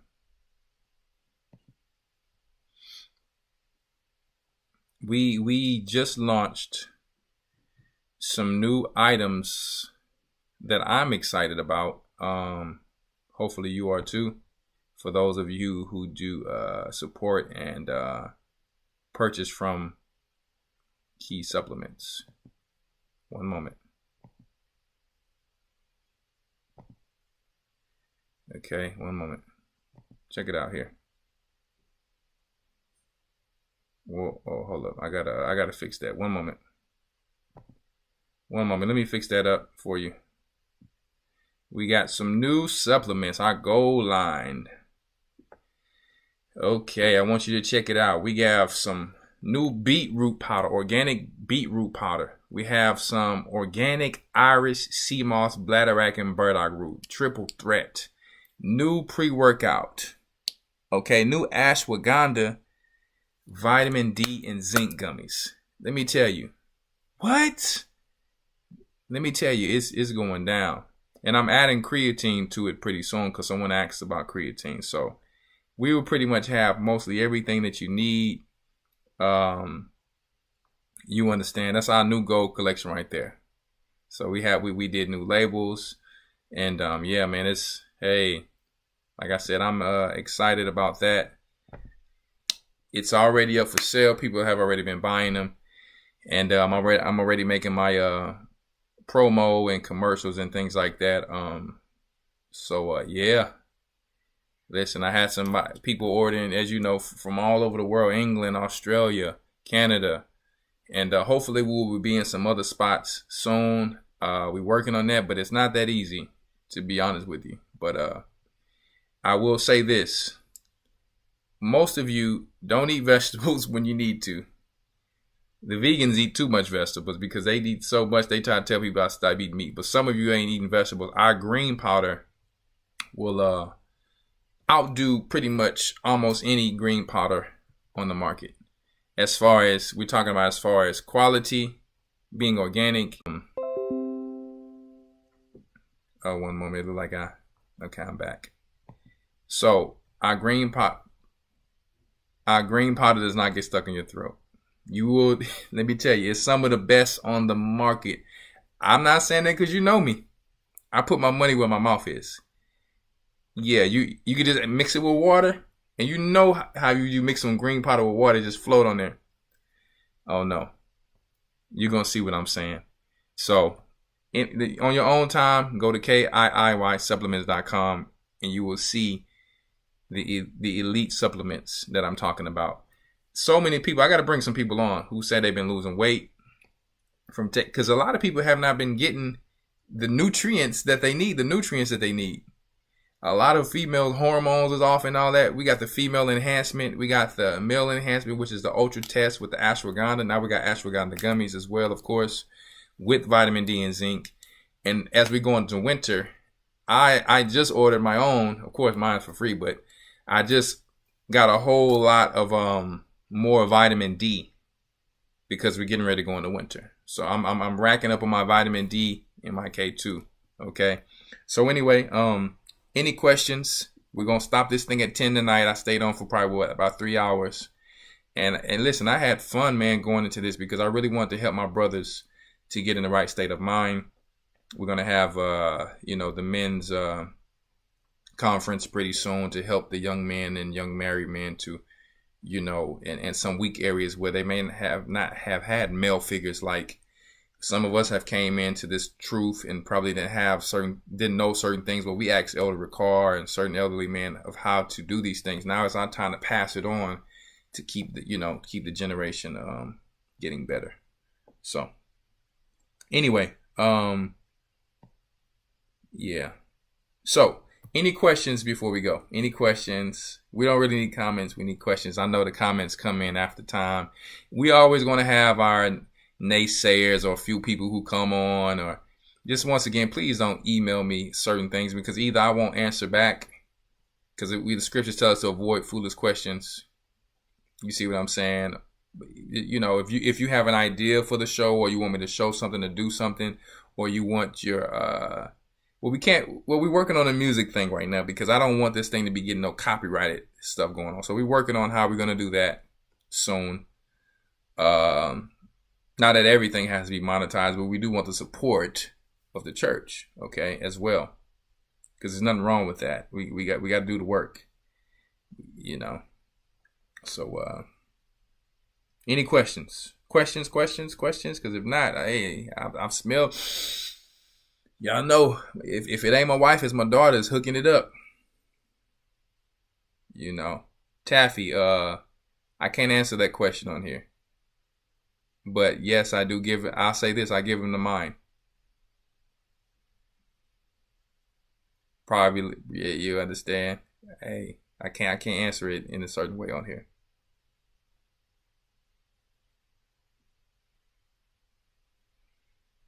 Oh yeah, you won't be mad at that green powder. But anyway, let me put this out there. Make sure you guys check out Lionborn Fashion. He just did his lunch. That's Elder Rock's lunch. You understand? Yeah, he's doing a lot of great works when it comes to footage, clothing. He got some new works coming. Wait and see that. We got some new songs coming. Wait and see that. Wait till you see some of the collabs. I stopped dumbing down my music for y'all because about 6 years ago, the music had changed when I was overseas. Everything was auto-tuned. It's almost like they programmed our people to like being a robot. All the rappers was coming out auto-tuned and ABC rap. A lot of y'all don't know, back in the days, Big Tigger came down to Texas and I won a battle rap. So I dumbed down my lyrics and all that, but I'm coming back raw, like just straight hard. You understand? Me and Deacon Malak very soon. We got some hard stuff we finna be coming with real soon. real soon. We be so busy doing the work. The music for us always comes next. It's the Most High first, you know. But yeah, the music is coming. Ooh boy, got some stuff with this and with some truth artists, Quadam, Shadiah War, Akwan. Let me tell you, and some more people, Brother Tazabai. I mean, and more people I'm gonna be working with really soon. The brother who did, I got to get a brother a shout out from Chicago. I don't remember your name just yet because I'm so busy. But the brother who did, what's that song that he sent me? That man, I forgot. But they was dressed real fresh. Y'all know what I'm talking about. My head is all over the place. I can't even get it. Y'all know exactly what I'm talking about. They was dressed real nice and fresh. So we're going to be doing a track with that brother. I got to put it out there. You understand? Yeah. So, yeah. I used to do battle rapping, making hits, ghostwriter. I've been doing this a long time, guys. Long time. So, and I know that passive is going to be something else. Boy, what? Ooh, me and Malak back together. Let me tell you. How many acres of land do I have? At least 10. Can you post the website again, Elder?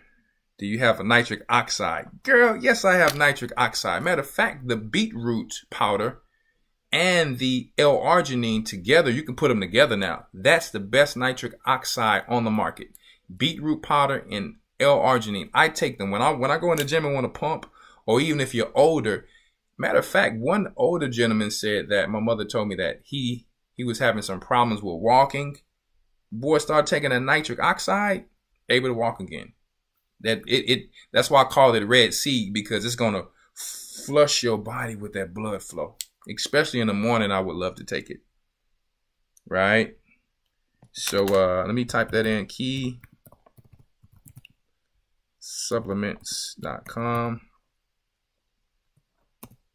We have the GOCC network if you want to join that for your business. And if you want me to give your business a shout out or whatever, just email me. I have a few people doing that. Brew Etiquette. There we go. Kim Wiggins, Brew Etiquette. I'm so sorry, my brother. I sometimes act like an old man. I be forgetting. Do Satan still have the power? Yes, he still has that same type of power on that level. Yes, he does. But we have more power than him. We were given the power over all demons. Okay? And all seraphims or serpents. Over all fallen angels. As long as we don't open that door to evil. Now, can we go through tests? Yes, we can. Can we be tempted to go through obstacles and trials and tribulations and persecutions? Yes, of course. Servant is not greater than his master. But, you know.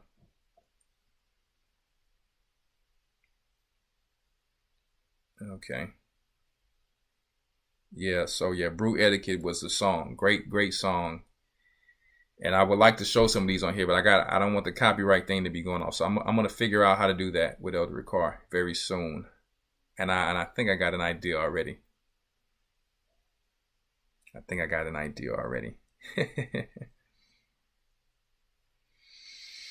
We'll talk soon about that. Have you heard of Bimmer? No, I haven't heard of Bimmer. What's the email for business shout out? Now, you know, for the business shout out, I'm going to ask if you're in good standing with your leadership. So, because I don't know some of y'all on there, I'm going to ask if you're in good standing. So it's Elder, and you got to be with this church.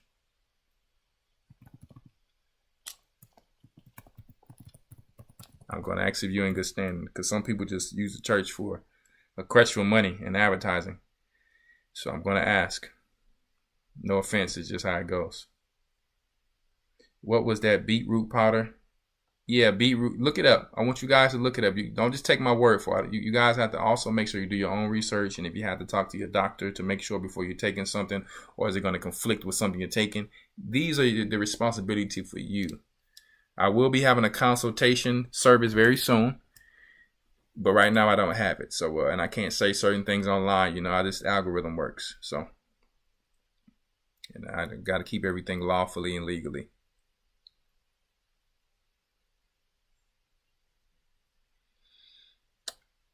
I got 5 minutes for the questions. Is vitamin K2 what we ask for when we're going to the dentist? The dentist ain't finna give you that. I'm gonna tell you that right now. You listen. The pharmacy, the dentist, the doctors, they all do good work, Everything involves good and evil. Let's just say that. We'll just put it like that. Everything involves good and evil. Study to show yourself improved. You will not get vitamin K2 from them. You better eat it in yogurt or sauerkraut or natto, which is nasty, fermented soybeans. Yeah, I ain't eating that. So that's why we sell it, so you can have it palatable as far as taste wise. Okay. But it's without vitamin K2, your mouth don't work. Straight up. That's why I eat yogurt every morning, and then I take it after I eat that. Because there's vitamin D3, vitamin A, and K2 in yogurt. In whole milk yogurt. It has to be whole milk yogurt, something with fat. Because vitamin K2 is a fat-soluble type of vitamin. Okay? It's in grass-fed beef. It's only in grass-fed meats. It's a very hard thing to get we're not getting. That's why people's teeth is crooked and all that. This is a fact. Like, this is not something I'm making up to try to sell nothing. You don't got to buy my stuff, but this is a fact. You will not debate this fact. That's why they go overseas to Africa of people who's eating certain grass-fed meat and their teeth is white even though they don't brush their teeth. They don't want to tell you what it is. It's vitamin K2. The vitamin K shot, that's not even vitamin K. That's a poison. We're talking about K1 is in green vegetables. K2 is in grass-fed meat and in fatty foods. Okay? Not any kind of fat. Got to be healthy fat. Cheese and things like that, right?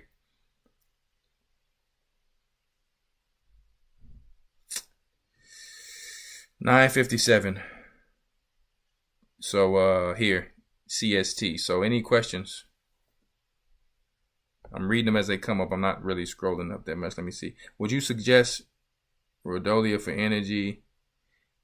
What is the email for shout outs?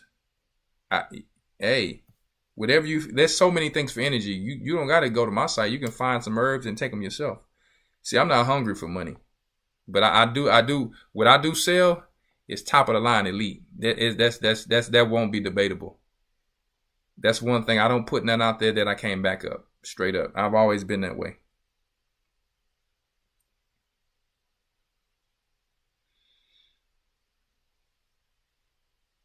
And I give my kids, K2 as well. They got to have that. Email link to a church near me. We don't know a church near you. You can send I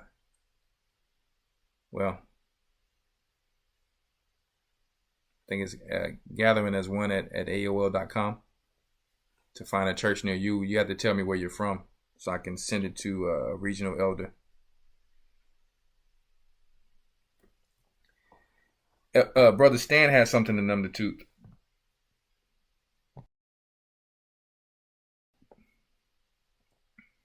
What advice can you give for a woman seeking to be married? Seek ye first the kingdom, and everything else shall be added unto you. Prepare yourself as if you was already married to the Most High to be ready for a man. And if you want a man, you pray for it and you wait and you do what it takes to be able to be ready to be a helpmeet. But like Paul said, you don't seek to be loose and don't seek to be bound. So that doesn't not mean you shouldn't get married. It's just wisdom. Like, hey, don't force nothing. Right? What is collagen used for, Lion and King? Is that Azaniah? Collagen is really used for like the skin. Most people use it for like skin and hair and nails. So we got that collagen as well. We got two types of collagen. I mean, we've been getting I love the feedback. We've been getting praise the Most High, but we need some more like video reviews. People telling me they sleep has been great for my sleep formula, all that. Like, it's no complaining. I mean, I'm getting great feedback, but I just want y'all get them video reviews. It will really help us. This is how we build a community. You understand? It's for hair. It is for hair. It ain't just for hair, though.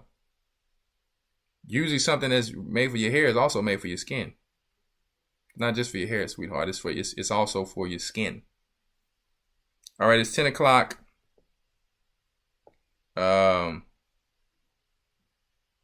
What kind of supplements do I get my boys? I can't really answer that on here. You have to see what they need. Doctors usually tell you what they need. You understand, but usually a multivitamin to make sure they're reaching all their vitamins, making sure they're eating vegetables and a healthy, balanced diet. Like I said, we have green powders and things like that, so I can't just answer things in a certain, way.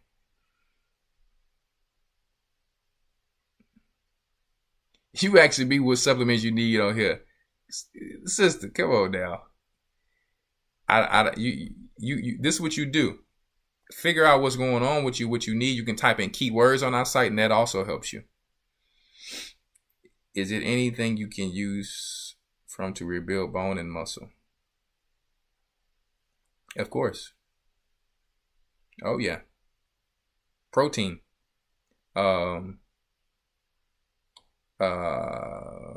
Sulfur. You understand? Vitamin D3 plus K2. Yeah, that's what helps with the bones. Calcium. So the D3 and the K2 is going to put the calcium in the bones.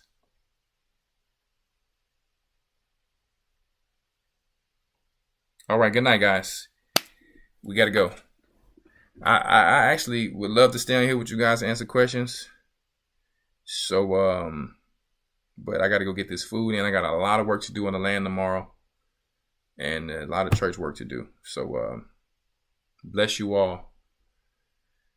And hit that like button for y'all go. If you didn't hit it, go ahead and hit that like button for y'all go for the church. Okay? Not for me, just for the church. Don't forget to look for Elder Ricard's show on Wednesdays. Don't forget to be checking that Patreon for them new videos.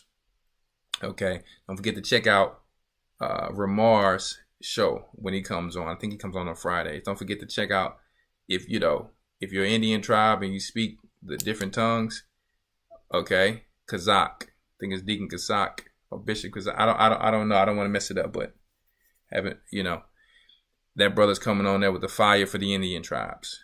Peace and blessings. Okay? Good night, guys. Bless you and your families. Shalom. Thank you for being here with me.